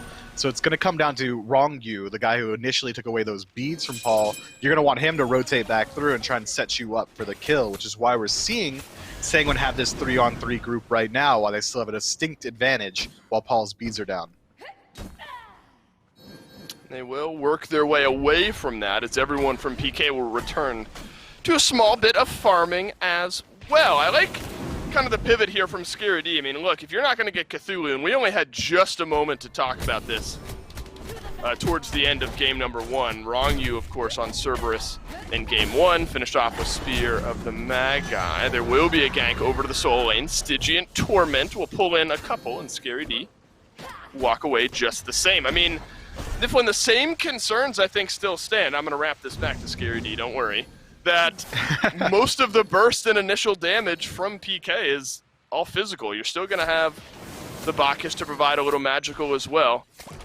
But, you know, obviously Cthulhu does a good job of it. Now we're seeing what Neilma can do. But Cerberus definitely in that conversation as well as somebody who can build a small bit of hybrid itemization there and add some extra magical damage for his team. Yeah, I think we could certainly expect one of these Guardians on the side of PK to pick up the Stone of Binding or even the Spear of the Magus to try and help out a little bit with that poke. And I think if I had to run a double Guardian draft as my sole source of magic damage, the two that they've picked here might just be it. Bacchus has Deceptive Burst, and then the sustainable damage from Cerberus inside of these team fights, as well as the ability to burn beads to the ultimate, is also going to be pretty impactful. Maybe, if anything, I would trade it out and try and get that Cthulhu back. But I think PK don't have to worry too much about it. We've already seen that even with magic defense being largely ignored by Sanguine, the damage output that Neilma and Skady are going to be able to bring in the late game is enough that Sanguine are going to have to respect them.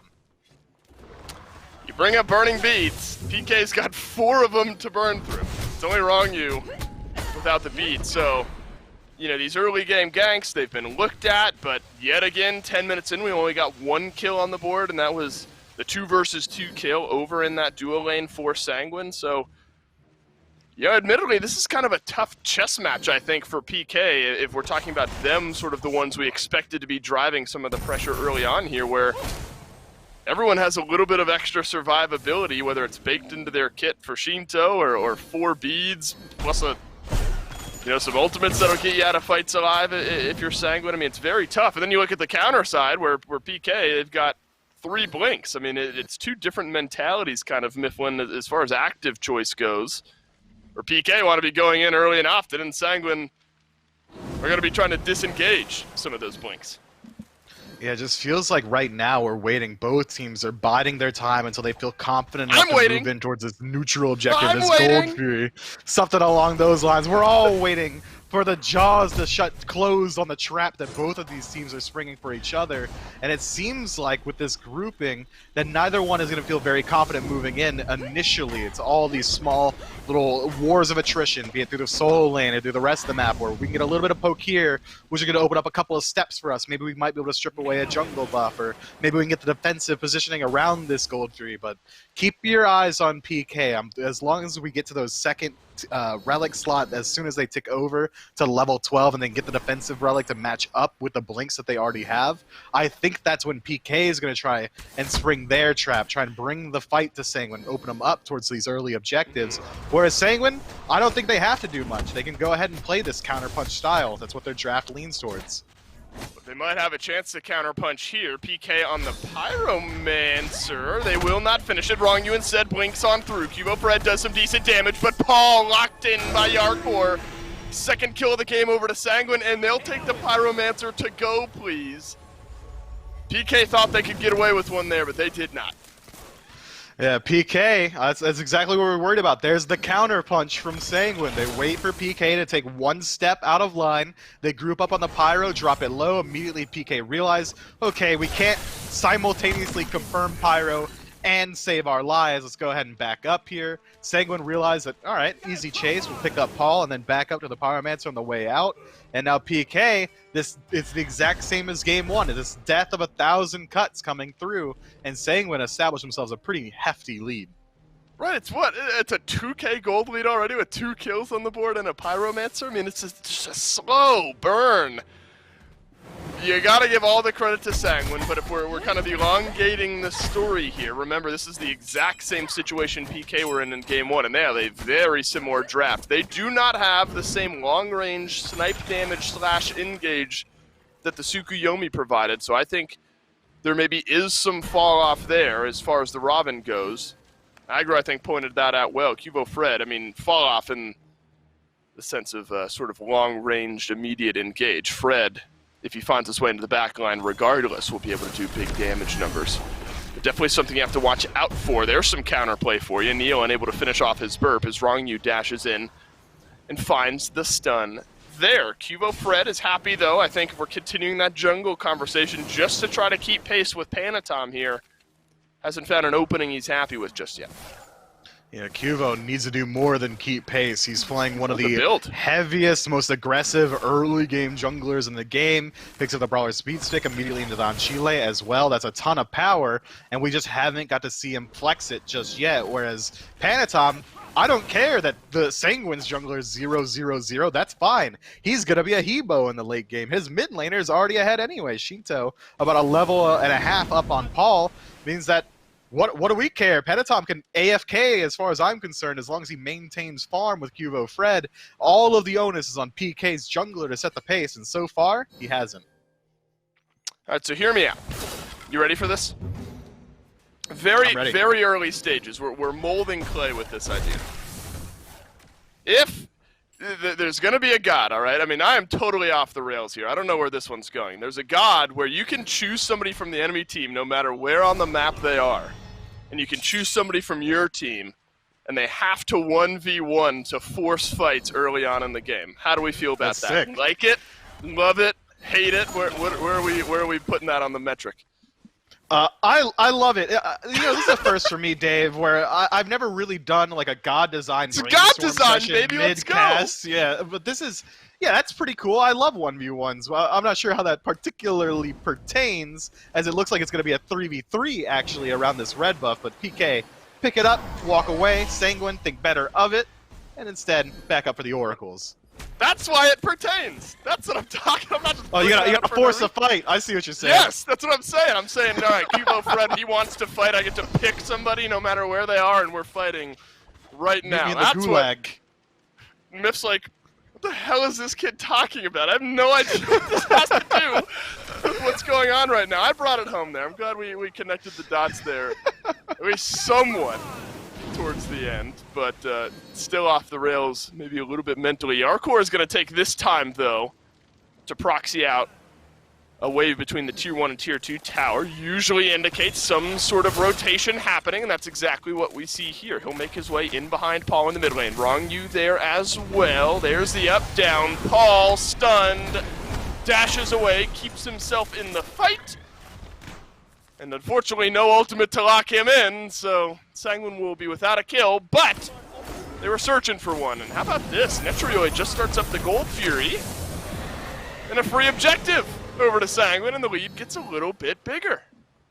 Look, game one, in my mind, invalidated these tiny leads that Sanguine are going for, okay? PK, once they take over to level 14, 15, that's when they're going to spring the trap. I said a moment ago, and I'm moving the goalpost, level 12 is where they look for it, but already we're starting to see that the disparity has grown to a point that PK can't feel confident. This set pick that we had traditionally thought of as this early game bully for these mid laners has not panned out that way for PK just yet. But we're starting to get to the point now inside of the build where he's getting a lot of one-shot potential. The Transcendence already halfway stacked for Paul. Looks like he might be moving into the Heartseeker next as well. Once that item is done, now we got to be worried on the side of Sanguine. Panatom, Shinto, both going to be in one-shot range of this set.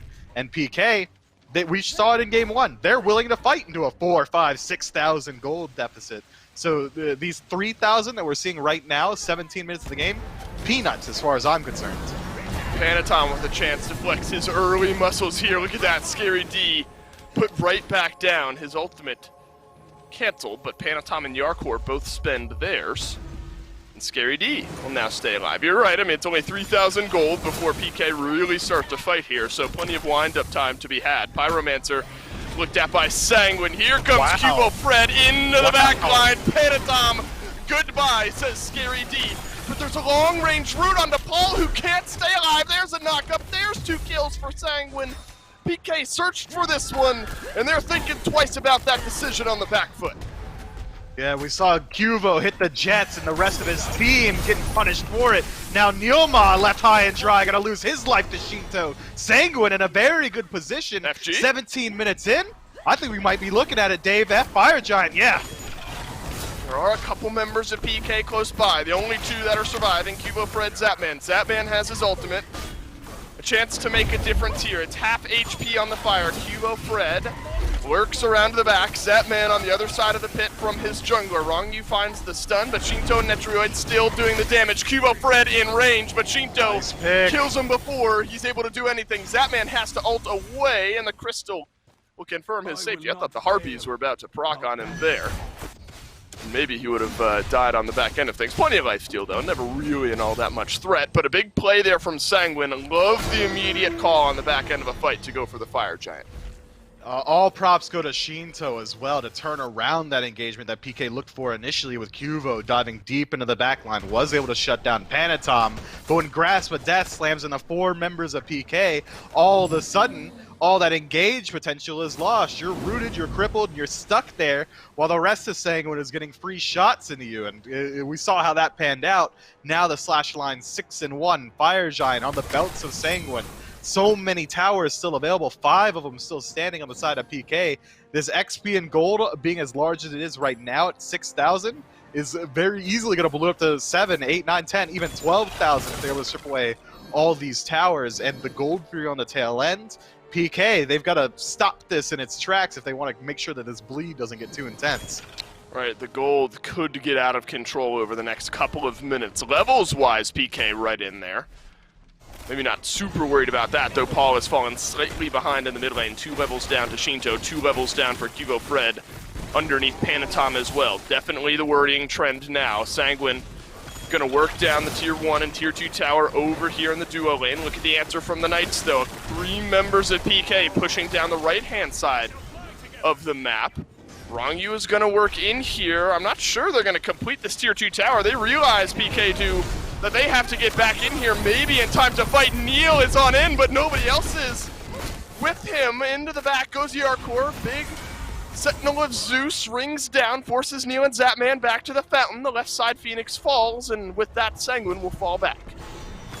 But they do lose out on that left side. Phoenix Sanguine find themselves a big win. That was an easy siege, and they didn't even have to strip away the towers first. Now, they can kind of rest on their laurels a little bit. It's a lot easier to take out these towers, and now PK is going to have to contend with not only the wave being pushed into their base already, but fire minions very soon. Oh, up down from Yarkor into the back. He has funneled Zapman into all of Shinto's damage. Watch out, big fight here from Sanguine as Scary D has to jump away. Zapman dead for the next 45 seconds. Sanguine, they've got the minions. They've got the FG buff. They might just have the game here. Scary D and Neil work their way out of the fountain. Panatom still has crushing wave, but Sanguine, they don't care about fighting. They care about the Titan. And they've got that one. PK held to 2 kills, and Sanguine in 21 minutes take game 2. From 0 to 100 in 20 seconds flat. That was the slowest early game we could have ever hoped for into one of the quicker games of the split. That's a 21-minute W for the boys on Sanguine. PK, they had the trap sprung, they were ready for it, but not at a single time did Sanguine step into it. If Cubo's going to play an early game jungler, I'm going to need to see him do exactly that, play that jungler in the early game. And I think this is an important distinction to sort of make here. I mean, that is a slow-paced game, but that's exactly what Sanguine won. I say slow-paced in a 21-minute win. It's a slow-paced early game, I suppose. That's a fantastic way that these guys have figured out how to play this game and then win the game. They're confident enough with these small picks. They what, 2,000-3,000 gold in the lead on the back end of 2 kills early on? I mean, these guys know how to play this style of game, and they make it work here in game 2. All the way to game 3 we go. Stick around. We'll have that in just a sec.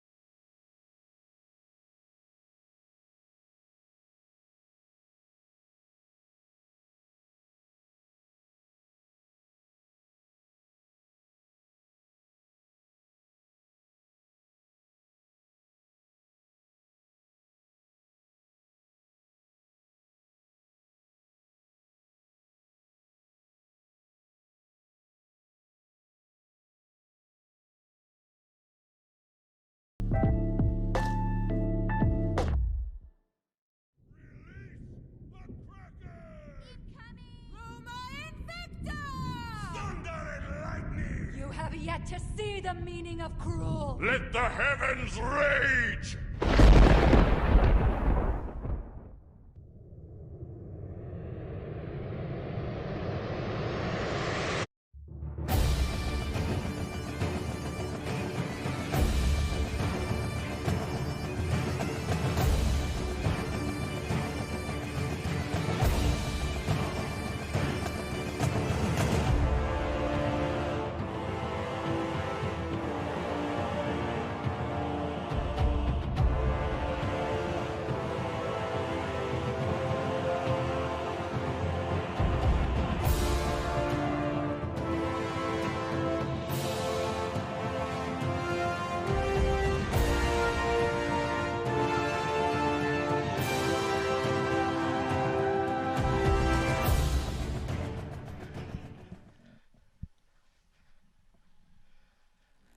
And this is it, Smite fans, the chair that you yourselves could own. I'm trying to do a little bit of a spin here, but it's tougher than you might think. But I wanted to give you an unfettered, untarnished view of the seat that's been providing me, the other casters, all this comfort during these long SPL days. And you could enjoy a chair that's just as good yourself. Turns out it's not exclusive. All you gotta do is head on over to Need for Seat, pick up one of these own as part of our partnership with Maxonomic. I hope you all are ready for me to gracefully get up now, because that's what I'm going to be doing. Make sure that you get the official in-game Ward skin as well, and then you're right back into the action. I got back into the chair. It was super easy. No one saw any of the struggling that happened off camera. We're ready to keep right on rocking and rolling. Hey, Aggro. Good work. I'm sure that you saw how easy it was for me to make all this happen. Make sure you pick up one of these chairs, because I put too much work into it for you to not to. Yeah, you have to, legally. And if not for Finch's chair ads, look, Chad, we could call a spade, like, at least for Dave's, right? I mean, the man got a puppy as a follow-up to a bit on a chair ad. Like, puppies are expensive, chat. He needs this. Please.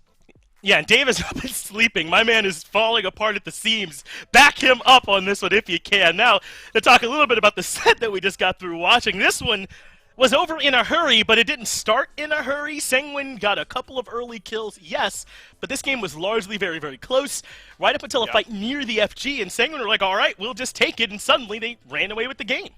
I mean, what, 14 and a half, like 15 minutes in, Sanguine go waltz over to a Gold Fury and get that, and that gave them a 2,000 gold lead or so at the time, but just one after another, a series of mistakes by PK. It's the Fire Giant fight that does not go well for them. Paul walks into a grasp of death that kind of came screaming around the corner at him. That was a little bit unfortunate for him. The Phoenix Siege goes really well for Sanguine. Paul ends up just split pushing the entire time, not realizing that Sanguine had end potential, but they had more than just potential. They were able to find it. They were, man. This was just another example of how quickly these SPL teams can clean these games up. I know we've had a lot of games where teams have struggled to end. It is a problem that some of these teams have run into, but also there can be a recipe for games like this where everything can end in a hurry. Look at PK still had 5 people alive at this point, but you all end up getting caught out. There's too much damage, and suddenly they're all over your Titan. They're running over you, and the game is over. PK did it in 38, 39, something like that in game 1, and then Sanguine did it in 21 in the next one. And that's the next dimension of Sanguine that we were all hoping to see here in Phase 2. Yeah. We talked about it at the very beginning of this set. You know, they used to be a team that could only win late. Now having this type of game-ending potential early on just makes this team a lot more well-rounded. And it's a lot of fun to watch whenever they're playing like that. And it's something they put some concerted effort into improving was their early game. They understood that it was a weakness. I mean, can you imagine? This is this team's very first time in the SPL for all of these players. They come in with a playstyle that works in Phase 1, then they hit a small speed bump at the start of Phase 2 and go, all right, guess we got to come up with a whole new way to play the game. They're now good at both, and it's made this team so much harder to beat. I know they're still not quite to the Ghost and SSG level, but I think that they're getting there slowly, and these next two teams, PK and Sanguine, they're that next part of the guard, man. It is between these 4 for now, though certainly we could get some surprises from those other 4 teams in terms of our race for the top. You can't forget about Radiance. I mean, they've just fallen out of the top 4, but feel like eventually they'll be able to find what they were doing pre their break by the time Worlds comes around. I think everyone's really hoping so. But to focus on this set, I think the key note is that Sanguine is not going to be able to get Persephone in this game. In fact, they ban it away from themselves just because they know that PK will first overall take that pick and give it over to Paul. Shinto's performance on the Hebo in comparison to that Persephone were very, very tied to the outcomes of those two last games. Not a great performance from him on the Hebo, a fantastic performance from him on the Persephone. So he's got to find a way to stay relevant here, whether he's going back to the Hebo or going to something else entirely.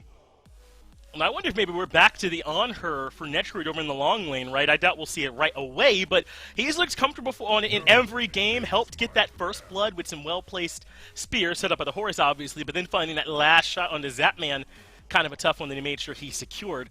They are going to grab this Cerberus, though, first overall. This got taken away from them in the last game. It was played by Scary D over in solo, since they know it's a contested pick. They make sure to grab it right away. And then it is back to this Habwa in the mid lane. I'm a bit surprised by this, considering how, well, maybe not necessarily in the mid lane. They gave it to the jungle last time, but you're thinking it goes to the mid. I'm a bit surprised they want to come right back to this after their game 1 struggles.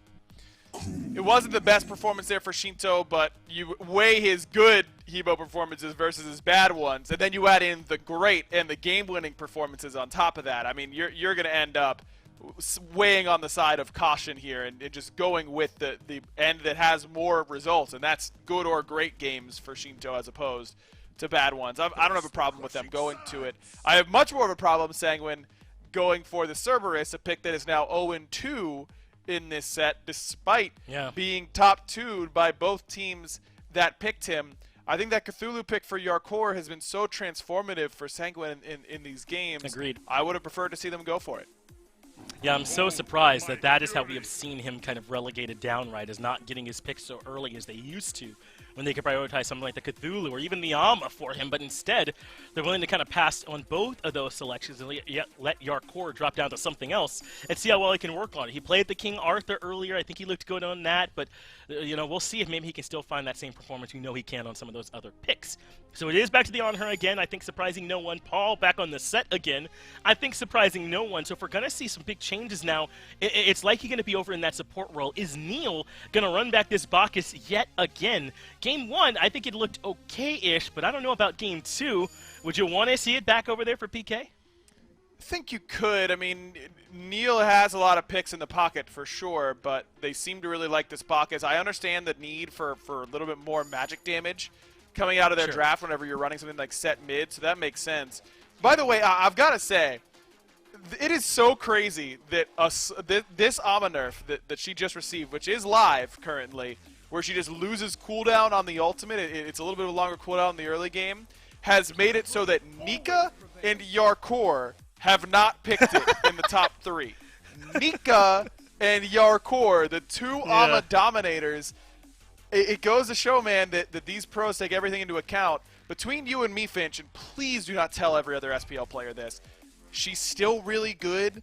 It's just a small ult cooldown nerf, and it doesn't hurt her that much. I think she should still be being picked. But I'm cool with seeing other solo lane picks for a while. I'm cool with that. Me too. I mean, especially in a world where you're prioritizing this on her really early. I mean, are PK really banning that instead of this Amma later on? So it does make you a bit curious. But I think that I'm back on Sanguine's side. Put this Erlong Shin into Panatom's hands, right? Give him something that he can control the pace of the game from the beginning of it. And I think that you usually have a recipe of success here for Sanguine. That middle of the map, Panatom and Shinto, is so often the keys to their success. And I think they've given themselves a really good leg up here. Agreed. I think that the Tsukiyomi ban taking some CC out of the hands of Cuvo Fred, I mean, even those Caltrop slows are really, really annoying to deal with. It's not as consistent with Camazot's there. I mean, PK is really just trying to run back their Game 1 comp, but without the Tsukiyomi, but I think the Tsukiyomi was a big part of that composition success. Yeah. I'd be a little bit worried if I were a PK fan. I just don't know that you can give a team as good as Sanguine 3 looks at the same comp.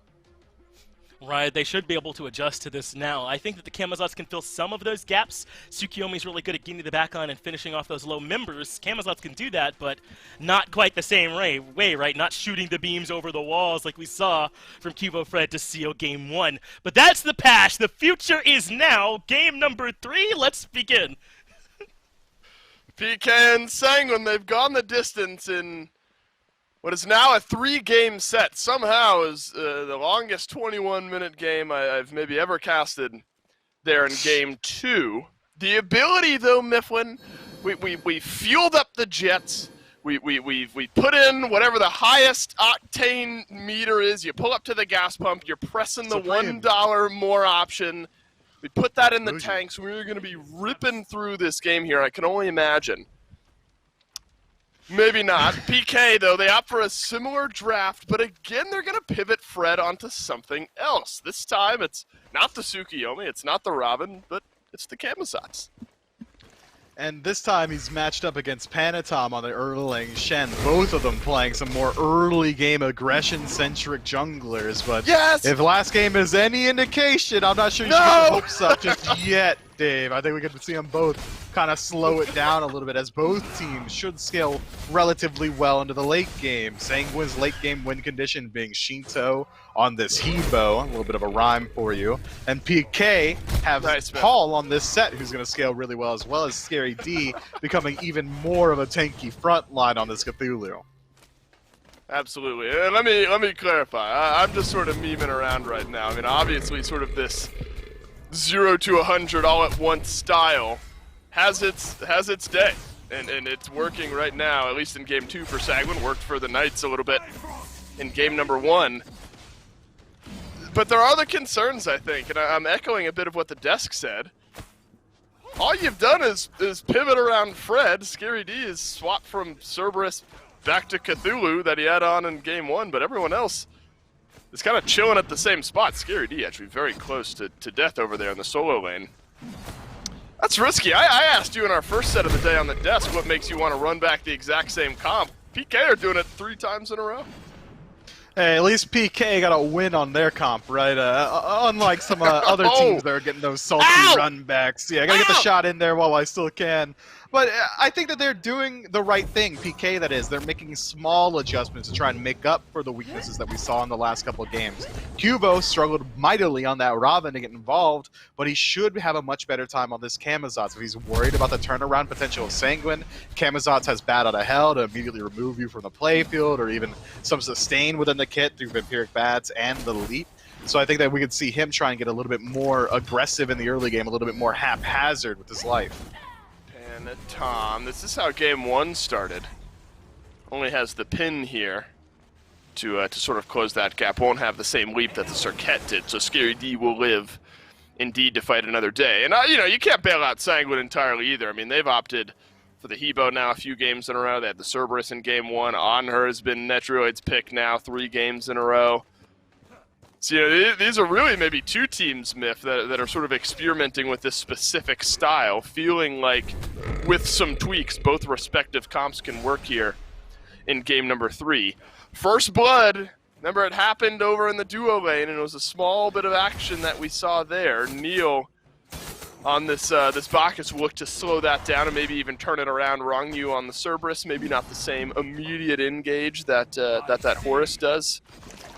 What do you think the overall grade, though, has been for this Bacchus? Do you think it warrants the 3 picks in a row that we've seen Neil have? Paul will stay alive, and I'll finalize the question as Panatom will invade the red. And he should be able to get that one for free. Yeah, I mean, Bacchus is a decent pick. Bacchus has never been a bad pick in my mind. It's just the fact that he is the tankiest late-game Guardian, but he's also an early-game-centric Guardian with the aggression within his kit. So there's a little bit of disparity there. Maybe it helps him out a little bit because eventually you will hit late-game. Hopefully, you didn't last game, but I don't think it really does merit going to it all 3 times, right? There are so many Guardians that are so strong already. We're talking about Yamojas, where, I mean, we've seen Capri, Kuzumbo, Sobek. I mean, throw a dart at the Guardian screen, you might find one that is a little bit more so in line with the meta. But I think that PK aren't concerning themselves necessarily with the meta, instead trying to play to their strengths. And I think when Yoma is allowed to play aggressively and be this almost secondary jungler that Bacchus allows you to be, that might be the best look for PK. Really throw a dart at your screen. Mifflin was talking to me off cast and said that he'll replace any screen with a better one. That's facts. If you end up actually throwing in a dart at your... 4K curved monitor. Yeah, who needs 3 screens when you got 1 that goes across your entire desk. That's what's holding you back in ranked. So get on the dart tossing and yeah, send a picture at Mifflin TV on Twitter. I want to see a dart in your screen, and make sure you have your written on your hand next to it. And I will replace your screen. This isn't legally binding, by the way. I've got legal in my ear. not in any way, not in any way, shape, or form. I think legally we actually might have to say that. Cubo Fred sent us out that maybe Yarkor is going to push in on that blue buff as they both respawned, and Scary D had to go back to base. So Cubo will just lock in the buff for his teammate there. Scary D had to pop the ultimate just a moment ago to stay alive and make his way back to base. Yarkor, obviously, this Nike pick seems to be working. Again, it's sort of a return to what we've seen some solo laners start to work with here. Nike had been a popular pick for a while there, Mifflin, fell off a little bit. But the core of that kit, you know, numbers-wise notwithstanding, still the same. I mean, you got this big circle of engage, you got some decent poke damage early in the game. I think it makes some sense why we're starting to see her a little bit more again. Yeah, it feels like the only reason she really fell out of favor is because of that Sunder change that makes her remove 100% of shielding. Maybe a bit of an overreaction from the pro scene as a whole to trying to cut it out of the God pool. Final K, on the other hand, has been playing this God almost consistently ever since the Sunder change. It didn't even seem to affect his pick rate on the Nike, and it seems like Yarkor, taking some notes from his book, is going to start to add that to his repertoire as well. And it's been largely working out. He's been bullying out Scary D pretty consistently inside of the solo lane, trying to set up for a gank. Unfortunately, no ganks as of yet. Whoa, Zapman dodges out the last bit of the Desert Fury. Will stay alive. How many times have we seen this where Netroid can just pop that ultimate and Zap has to leave? I mean, you cannot face tank that much damage, sort of regardless of what else is happening in that fight. Now Zap in a bit of an awkward spot. I believe he has one pot ticking away, but has none in his back pocket, whereas Netroid has two. So he's going to have to leave here shortly unless Cubo Fred makes something happen. Neil, he engages with a double ult here. Netroid impales Neil back against Swab. A bat out of hell over in the duo lane. It's first blood, 7 minutes in. PK with Cubo Fred getting things started. That was a phenomenal play from Neil to blink in there and force the jumps out of both members of Sanguine. Rongyu and Netroid landing essentially in the same spot makes it that much easier for the follow-up to come through, and with that timing as it is, purple buff now on the menu. PK looking for a bit of an invade. No one on the side of Sanguine in range to defend it. Means that there's nothing for them to do about it, but take a peek at Panatom. A little bit too early, tried to go for that speed buff invade. Unfortunately for him, goes back to base about 2 seconds before it respawns. Yeah, just shy there for Panatom. We'll be able to collect his own. Actually, he holds a 1-level lead over Cubo Fred. Cubo Fred will get there shortly with some extra jungle farming of his own, and just now ticks over thanks to the speed buff. And really, Miffin, this is nothing against Fred, but this is what we've wanted to see, I think, throughout this set. Obviously, it's going to be hard to engage on Rongyu and Netroid with some of the defensive utility they have had out of that duo lane. But fantastic from Fred to find that early pressure, get that early kill on the board, on a Camazotz especially. We've seen what these Camazotzes can do with some extra gold in their pockets. And they could do a lot. He can decide now if he wants to go into that Jotun's Wrath path or even into the Brawler's Bead Stick for the additional damage. But this entire time, Cubo Fred dedicates to ganking out the duo lane. Panatom spent farming up in the jungle. He's got about a half-level lead, and he's as well playing an early-game jungler. This Erlang Shen should not be slept on for his gank potential and his damage output in the early. So even though Cubo does find First Blood for himself, it's really only the gold separating these two. XP largely even, if not favoring Sanguine. I have to admit, I'm surprised Scary D is even holding a 1-level lead. It's quite even there as well over Yarkor. I mean, I feel like this Cthulhu has been pressured out pretty consistently. Might just be sort of the direction of the waves and where they're crashing. But at the moment, definitely the 1-level lead for Scary D. Choosing the Magi into the Breastplate of Valor. That'll add a little extra staying power for him in the early, and then maybe some rotation power if you want to make your way over towards a fight. They'll skirmish over the blue buff, but this may be a little bit more important. We'll see what PK and Sanguine are able to get done here. Neil blinks in, but it's a double taunt. Cubo Fred into the back. Do they have enough damage? Neil sure does. Intoxicate puts down Panatom. Netroid half HP, but so is Rongyu. Zapman crushing wave onto the chin, forces out the crystal. Shinto will end up getting one for his troubles. Zapman nearly made two. 1-for-1 trade there for the Knights. They'll go for their purple buff here. Wrong-You close by. No burp for Neil. Oh. Stun just wide for Wrong-You. Wait! Wait! Zapman's gone back in. He's connected. Neil waiting. Oh, the belly flop is timed to perfection. The knockback there. Hit your auto. Hit the sword. Zapman does it. Down goes Wrong-You, but down goes Paul as well.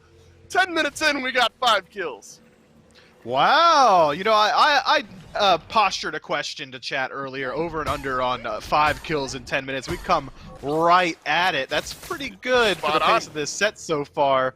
But Shinto picking up that kill on Paul in mid is backbreaking. Not as backbreaking as the mental for Wrong-You there, trying to get a little bit aggressive to find a kill on a Zapman and losing out on his life.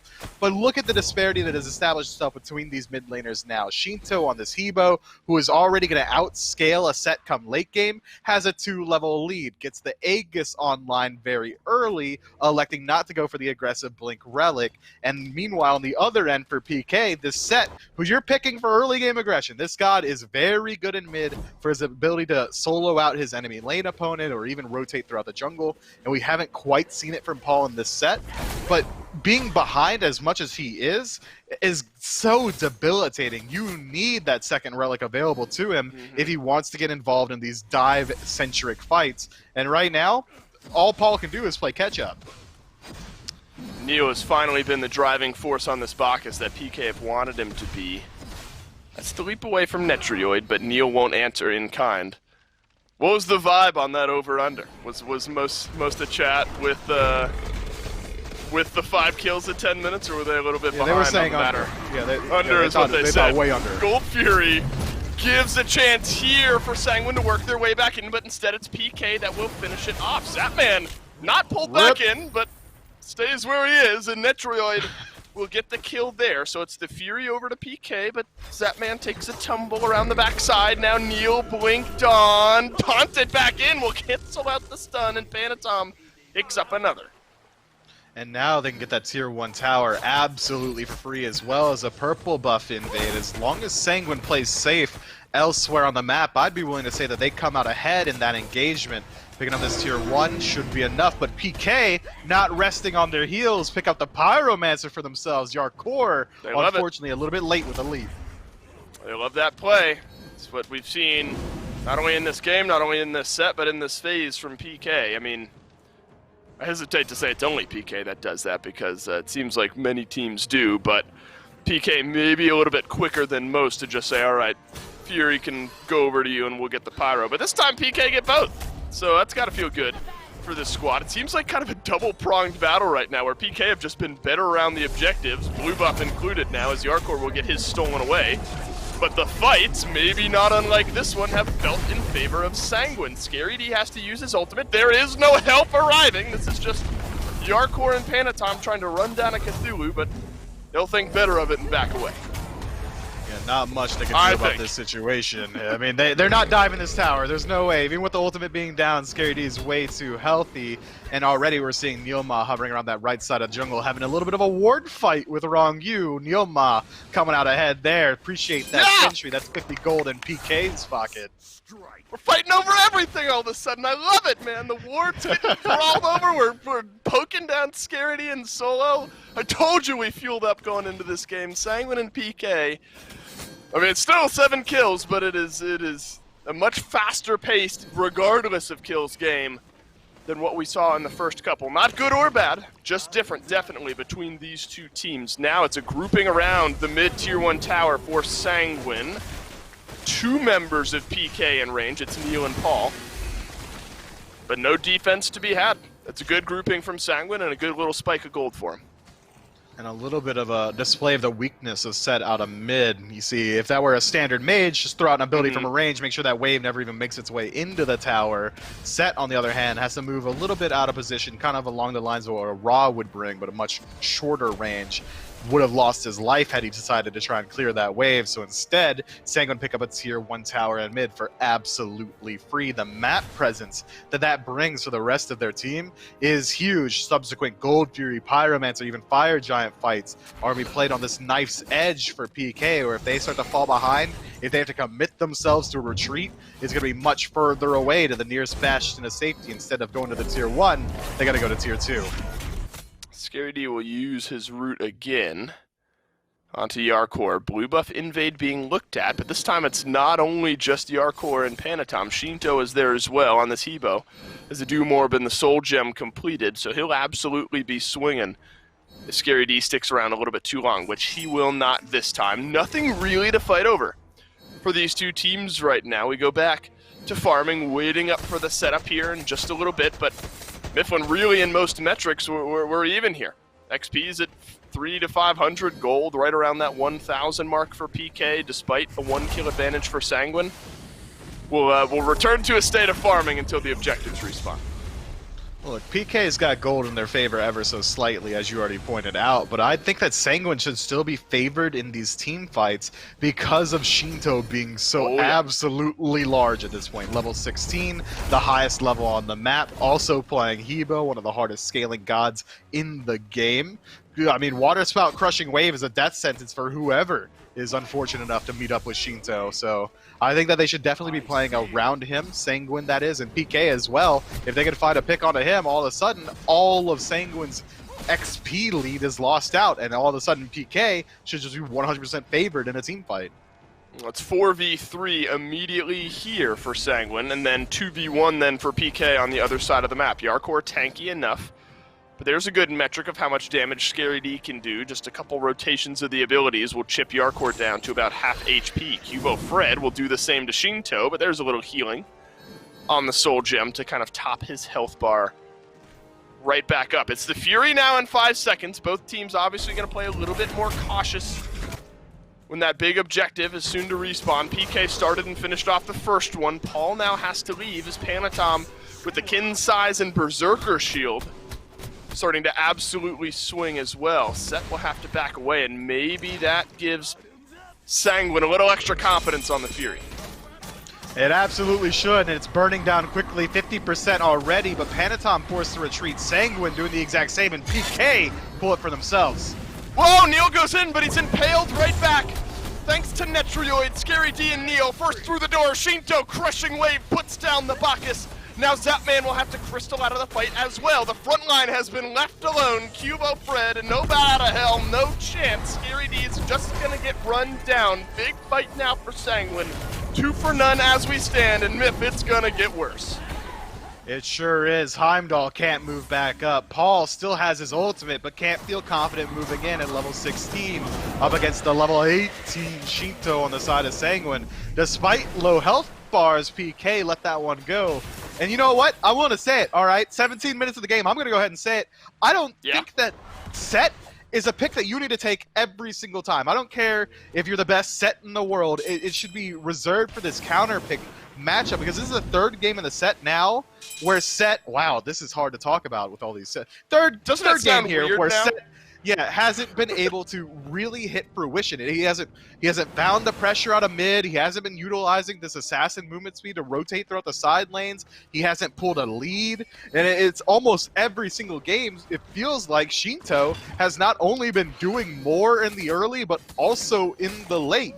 I think this Set pick has been more of a detriment than it has been a boon. Yeah, Set has not been a set and forget in your lineup in this setup to this point. Jesus, Dave. I thought I could make it through. I couldn't. Oh, you were nailing it. That's rare. You break yourself, but I did it there. Paul definitely has the chance to upswing though. Crusher completed Transcendence, charged Morning Star for a little extra damage.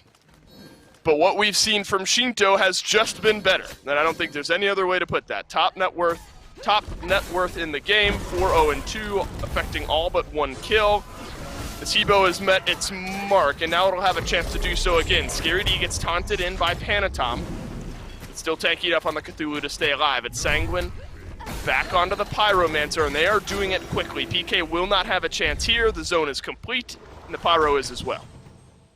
And Sanguine pulling ahead again now for the first time in Game 3, about 1,000 gold in their favor, a little bit less, don't do math on cast, but this is what we were concerned about going into the late game. Now, Sanguine, the team comp that I think has potentially the better engage as well as the highest scaling damage, has come into the point in the game where Sanguine is most comfortable, the late, with a lead, and a huge XP lead at that across multiple members.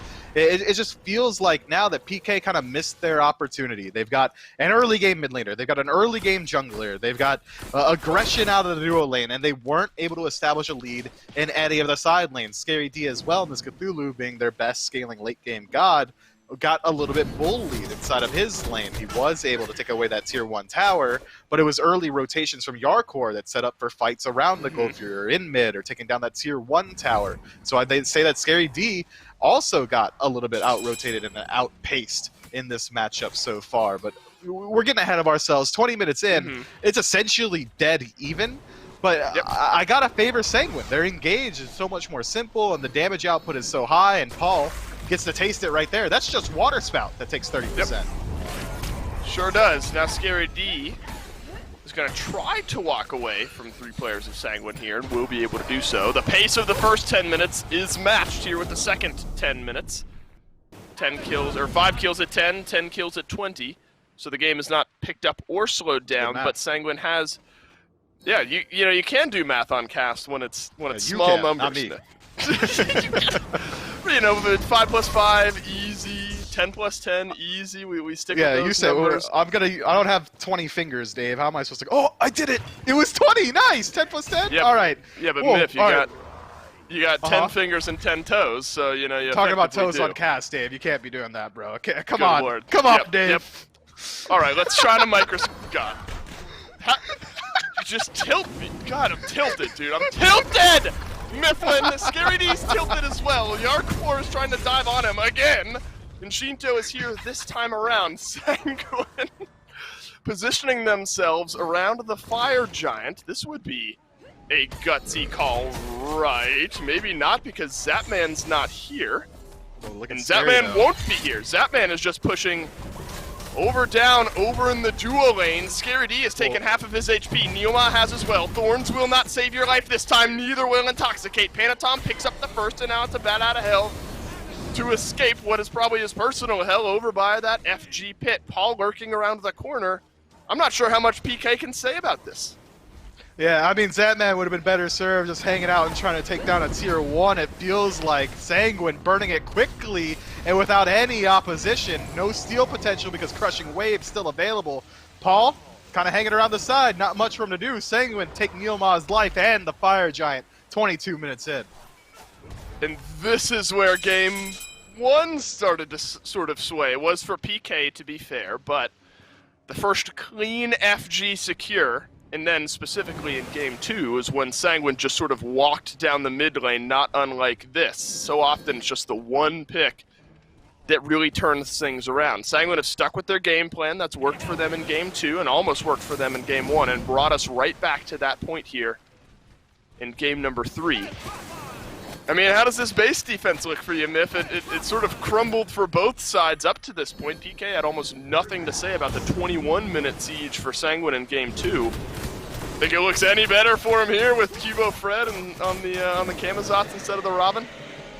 So here's the thing about on-siege defense, your most important player is your mid laner, despite how much they love to complain about being non-impactful inside of Smite matches. You need that damage from your mage to keep the wave out. You need that AoE burst to make sure that the other enemy team has to respect your ability to team fight. And because PK have this set, it makes their ability to stop a siege a lot more one-note. It's all consistent damage, be it through auto attacks or poke from a range, and it's not the best poke that they could absolutely have, which is why I think we see PK doing exactly this. It's the best they can do, at least pick up a tier 2 tower. Yeah, but then Scary D is just chilling in mid lane as well. Sanguine are going to work their way in. I guess, to be fair, they're maybe not going to defend this one anyway. Neil, though, has to use the Intoxicate. He goes down. He's all on his own by the left side. Phoenix, the rest of PK now leaving for base, but there's no Phoenix here to even the score. Scary D gets jumped on by Yarkor, sent right back into the fray, but there's some decent damage numbers being returned by the PK solo laner. PK gets split up here. Sanguine do not. They pick up 2 kills and a left side Phoenix. All right, you say they get split up like Sanguine did something sick. I think they got lost there. PK split Cthulhu themselves kinda- up here and Sanguine do not. Yeah, there you go. Yeah, 5-on-3 engagement where Neilma goes in alone to defend the Phoenix and immediately loses his life, as he should. And then from there, we see Scary D dash forward. Your Phoenix is Our already last dead, game bud. ended. What are you defending? And he dies for free as well. Good luck defending 5 versus 4. This is how the last game ended. Just 1 pick and then a fight from Sanguine. But this time Neil, back from the grave, will hold Sanguine at bay just a little bit longer. There's still 1 minute and 20 seconds left. Outside of stripping away maybe some of the jungle, not much more for Sanguine on this side of the map. Still 2 towers over on the right-hand side. Definitely a little head scratchy there, but I mean the silver lining of all of that myth, I guess, is that Cubo Fred swooped away that tier 2 tower, so Huge. you could have not gotten the tier 2 tower, I guess, right? Yeah, that tier 2 tower could still be standing for Sanguine. That's a huge play for PK. Now, you know, let's go deeper in on it, right? Now, if Yeah, go Phoenix is ahead. exposed, so if PK takes down 5 members cleanly, they can just work their way down the right side and end the game. But still, they've got 5,000 gold separating these 2 teams. Fire Giant for 30 seconds, and only a couple of towers left on the side of PK, while Fire Mini Waves are going to be reaching their way down that left side of the map, and already we're looking at a similar situation. It was on the left, now on the right. PK nowhere to be seen on the defense, instead committing to a split push. Scary D will poke his head around the corner. Could get collapsed on. Wrong you in behind him. Netroid as well is a bit on his own here. Paul has reached level 20. He's reached full build. He's got the serrated edge built into his kit now.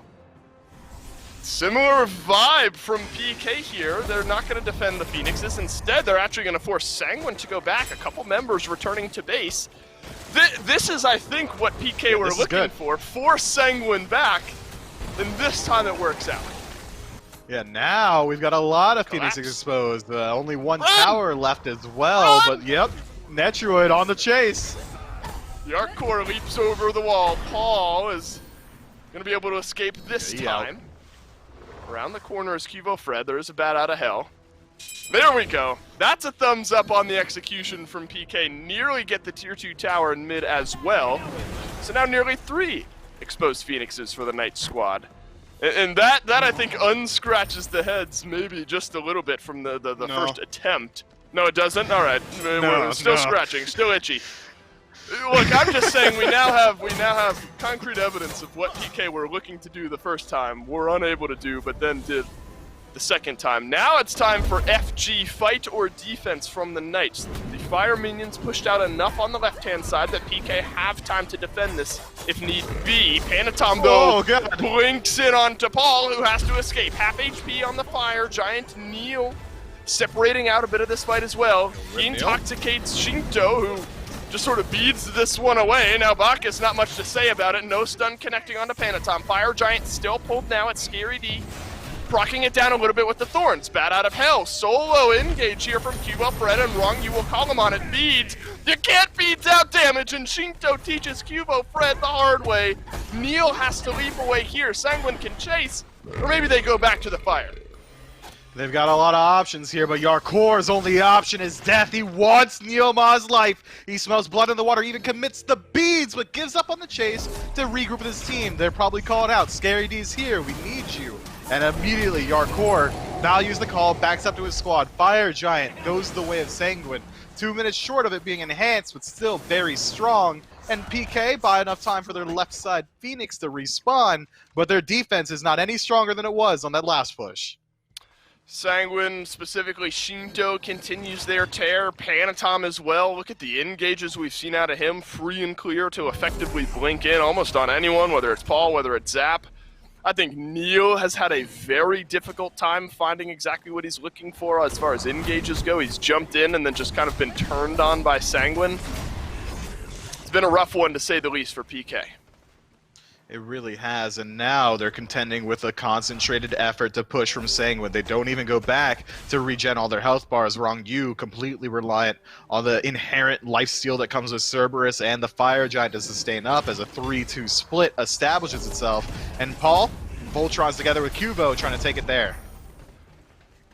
PK still lurking around this right side Phoenix. Wondered if maybe Sanguine jump in there, but they'll wait until some extra minions start to work their way in. PK have crested over that level 20 mark on everyone but Neil. So XP matters less here. Builds, to be honest, matter a little bit less here. Gold somewhat even outside of maybe some consumables. Look at the combo onto Neil, stunned in on the back. But Wrongyou is taking way more than he bargained for. PK will not finish off that kill, but Scary D playing Separator quite well. Wrongyou will make his way back to base, and it looks like the rest of Sanguine will as well. PK holds strong. The left side Phoenix has respawned. Mifflin outside of a tier 2 tower in mid, the map state is effectively even. Effectively even, but not for long. One of these two teams is going to have to break on this next push. We still have 2 minutes left on the Fire Giant for Sanguine, so you better believe they're going to regroup and try and find some aggression for themselves. The misplay there for Sanguine was the overcommitment onto Neil Ma. Bacchus in the late game that not only has mitigations inside his kit, but also mitigations inside the build. Picks up the Spirit Robe, so the second any CC comes his way, additional defense will as well. Wrongyou finds that out the hard way, as does the rest of Sanguine, as they put in damage and see no returns. Alright, so now it's a Fury over to Sanguine. A slightly weaker Phoenix on the left-hand side could be a difference maker. But you gotta be careful here. I mean, Neil, of course, has been the first in and then stunned down and killed off a few too many times for his own liking maybe this game. But we've reached that point, Miff, where it is late game, tanky Bacchus, and if you pour everything into him and PK is free and clear to fight elsewhere, you're not gonna be happy. So you have to be careful, I think, if you're Sanguine, on where you place some of that engagement. It's a full left side shift now for Sanguine. One in the mid, and that's Yarkor, who will bounce over to the left. PK, everyone's here this time. So this will be a full-on base defense for both squads. No Thorns for Neil, but no Shell for Wrongyou, so both supports missing one of their actives, but other than that, we're all equal. It's Yarkor who walks in. He's found Fred around to the side, but not with any form of CC. This fight is now separated. Neil will bounce in. He'll get pinned down, but no full engagement from either squad just yet. Yarkor half HP. Netrioid has to leap away, right back to the safety of his team, and both teams, it looks like, will take a deep breath. Man, Zatman finding a couple pod shots with his auto attacks. Going for that crit build means that any auto attack that finds its way home has a percentage chance of just sending someone else home on the enemy team. Sanguine, second verse, same as the first. Here this we time go. With new engage. Scary D, look at the damage he's taken. Nilma as well. Yarkor into the back. Zatman has to burn the actives, and he'll stay alive this time, but it was the ultimate that effectively got it done down the stretch. Sanguine got what they came for. Mid lane minions pouring in there as well, but that's not the immediate target, as Sanguine will back away maybe one more time. Yeah, Fire Giant wore off 15 seconds ago. That was playing with borrowed time as they were able to strip away that left side Phoenix. One opportunity is all it took. That Phoenix already weakened from being taken out earlier in the game. But now, PK are in the exact same position as last time on the Fire Giant defense. Respawning in the next 20 seconds, left side Phoenix down, and Fire Minion is already knocking on the door of the Titan. It'll be up to PK. Who do they want to send to defend, if anyone at all? Or are they going to make the Hail Mary play and try and get Fire Giant for themselves? Well, it's 10 seconds now. Looks like everyone will go back, realizing with the Pyro, you'll be able to speed on back just once more. Good eyes from Miff there to kind of focus on the left-hand side. You're going to have Fire Minions after this wave as well. So Zapman, that goes on over. It's burning fast. Can't see if he dropped a crystal. He did drop one crystal over there, so if he needs to immediately join the fight, he'd burn that mobility, but be able to do so. Sanguine quickly doing the FG. This one's enhanced. Zapman will just head on back to farming down the left-hand side. Now a split fight, though. Neo is going to try to stun down Yarkor. He'll do it successfully, but nothing else to gain outside of the enhanced Fire Giant for Sanguine. Maybe a bit of an overcommitment from Shinto, but this late in the game, game 3 of the set, maybe he's not willing to risk the Myers stealing away the Fire Giant, so he does commit the Crushing Wave. It's going to be a little bit until that comes back up. Sanguine might be playing around that cooldown as they try and elect when they want to move in to any of these Phoenixes. Sanguine now in a very interesting position, the third time this game, as they try and knock down another bird, but PK, very resilient, has reflected them every time. Neil in, gets the stun onto Panatom. Panatom. So much damage onto the Sanguine jungler, but he'll disengage. You can't say the same for Neil. 2 kills suddenly for Sanguine as Netroid will knock down the Bacchus. Scary D was trying to separate Yargor, but maybe the rest of PK needed him there. Desert Fury forces Zapman backing away. That's the ultimate down. Big stuns on the back. Paul trying to do as much damage as he can, but Shinto, he's unstoppable. Scary D finally pulls one on back here for PK, but Mifflin, I'm not sure it's enough. This Cthulhu's health bar is whittling. Sanguine find 4, and I think they just found the game. Zatman going for the hero play, but put down like a chump. It's Rongyu who gets credit for the kill, and Sanguine who gets credit for the set. Minions already there. Might just be the game. They are going to walk themselves in. Nobody from PK left alive. This one goes a little bit longer, but Sanguine ultimately get it done. It's toxic. PK, Sanguine. they looked good in streaks here, but Sanguine a little bit too consistent. And it felt like the game plan is what Sanguine brought to the table, and the Knights just kind of had to react to it in their own way. Sanguine, you know, whether they were back or not, or they were ever missing, this team now solidifies themselves in that 3rd place spot. They do. PK's astronomical rise throughout the rankings got put to a stop by Sanguine here today, trying to defend their spot in the standings, and they absolutely do. If PK's strategy was to drag Sanguine into the late game, I mean, that's like meeting a shark in water or fighting some lava in a volcano. I wouldn't do it. Yeah, I don't want to fight lava in a volcano either there, Mifflin. One final bit of jab back and forth, I suppose, for this interesting set we had here between PK and Sanguine. That's it for today in the SPL. We'll take a break, and the boys on the desk will take us home.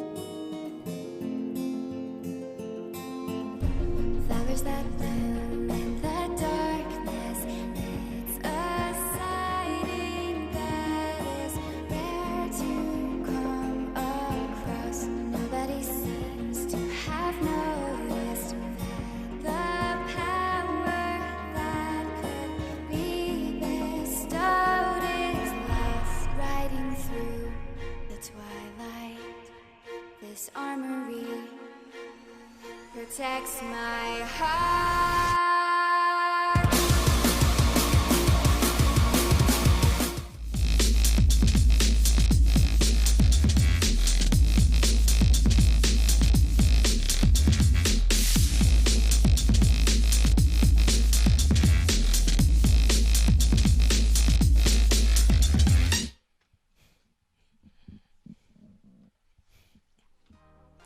Well, you just saw Sanguine find the 2-1 victory over PK, and now the owners, the sole owners of that third place spot in our SPL standings. It was not easy for them to get there, and even though Amaterasu's showing up in our clips, she's not showing up in games, but who needs her as Sanguine find a way to win without them? I still have Aggro with me here on the desk, and Aggro, Panatom, and Shinto, the core of this team, as far as I'm concerned, showed up for them here when they needed a win.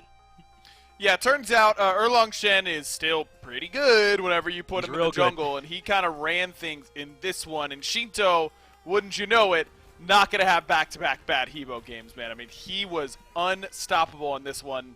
Literally, that was the kill streak he got on. Didn't die at all. Just absolutely dominated through the early, mid, and late games. Was consistently staying safe while always putting his damage out, which is a really hard beam to balance on Hebo in particular with him being such short range. Not a problem for Shinto, though. Just another day at the office for him. And this is Sanguine showing us that they can win in a variety of ways, isn't it? They won the 21-minute game when all they needed to do was win basically one fight around the fire. It wasn't even near fire. It was kind of more in the middle lane, and then they were able to push down and win. And then this one, a game where they were ahead the whole game, but not by a ton. It was still only like a 3 or 4K difference at that last FG fight, and then they were able to break through. So Sanguine's showing us here that they can win through attrition, through running over them quickly, through having to lead the whole game. They have a lot of different ways to win now, as this becomes a Sanguine team that you have got to really pay attention to if you want to be able to make it all the way through to the end of Worlds. No doubt, this is a top-tier contender for the World Championships this year. This team is just solid. They do their jobs really well. I mean, everyone knows their role on this team. Yarkor, 0, 0, and 8, just frontline beast in this one. Really, really difficult to peel him, even for a Heimdall, who normally has a pretty good time peeling himself in these fights. Gotta say, I agree with what Mifflin was saying on the cast, though, here, Finch. I mean, set mid is fantastic. We talked about it on Waiting Room. It's where we think, or where Mifflin at the very least thinks, set should be going when you pick him. But you can't just pick it every single game against everything. I think a lot of set's value in roles like ADC and mid is having a lack of matchup knowledge against him on the other side. Well, now everybody has that matchup knowledge. I think that you're going to have to see some adjustments to when and where we see this set moving forward. Yeah, maybe not an evergreen pick. One, you got to make sure that you've got a matchup you like or catching someone off guard with it, because some struggles there for Paul in the last couple of games. That is the win for Sanguine. So, of course, you have Sanguine in that post-game interview. It is Yarkor specifically that is standing by with Dulcin. That's right, Yarkor. Thanks for sitting down with me after a big 2-1 win over PK. Now, you guys had somewhat similar comps kind of all throughout this set. You know, a couple pieces sort of changed here and there, but ultimately sort of similar vibes from you guys. And you had a very quick win in about 21 minutes, and then a little bit of a longer win down the stretch in 30, closing in on 40 minutes. What makes the difference in games like that when your composition is somewhat similar? Is it just kind of the way the early game goes and you take it as it comes, or do you strategize differently maybe in different types of games? Yeah, I think what happened in game 2 that we have like pretty good, like 2 fights, I believe. Right. Then we got like pretty good picks, and then we trust the end call. We always throw those, so we use call to end. We saw the set not backing, and when he back, he lose the game. So we win because of that. Yeah. Right, a little bit of that for sure. And kind of picking up right there, where do you guys see set at the moment? I mean, PK tried to stick with it throughout this set. It worked out, you know, in game 1, but it seemed like you guys were pretty comfortable as a team in dealing with what we've seen set do with some other teams here in the SPL. Yeah, I think set is a pretty good pick, but I think the way I saw it is like pretty solid in ranked, I believe. Mm-hmm. But when you try to pick that god in comp, it's gonna be so hard for you to play the game. Because like people are gonna stack the shells, they're gonna buy Yank, anti-heal, and gonna make you like so hard to you to get on the carries on everyone.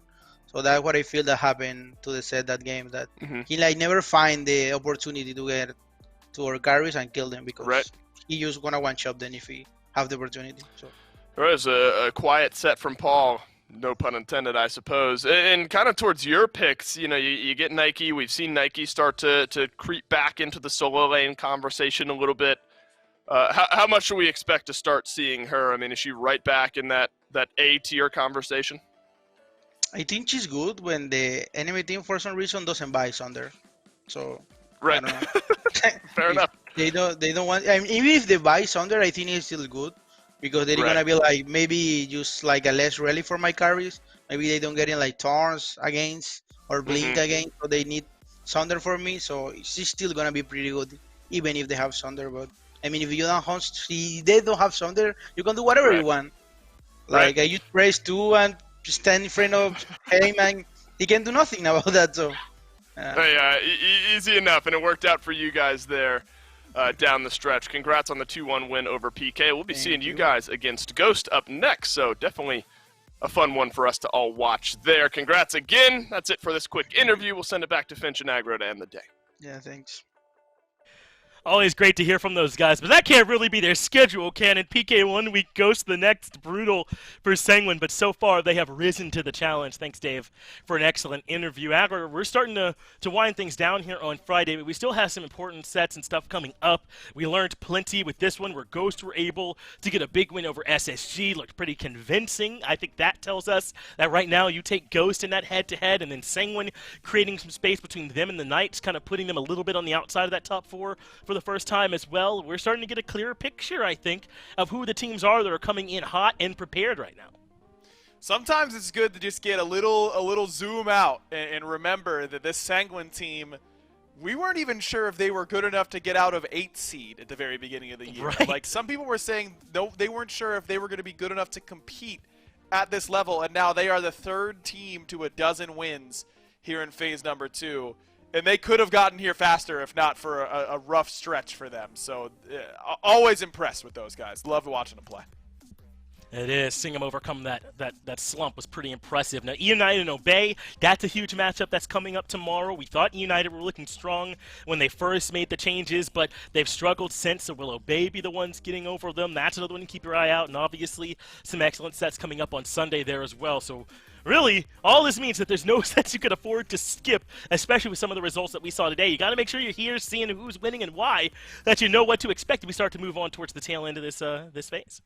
Have to. These games matter so much. I mean, seeding and everything like that is so critical when it comes to the placements and the qualifiers. Being top 6 is huge for the stakes right now of going to the World Championship. Getting a good seed, because if you just win playoffs, you're automatically one of the top seeds at Worlds. I mean, this is really, really critical SMITE. These teams cannot afford to come out and just have a bad day or have a bad week or anything like that. These ones matter a lot. A lot of pressure on these guys. They need you, their fans, there to help support them. Make sure you're showing up. We'll be right back here tomorrow as well with the SCC leading into the SPL. Make sure you're here at 1 at the very least. Thank you all for watching, though. Thank you, production, for making it happen, and we will see you all tomorrow. Peach it.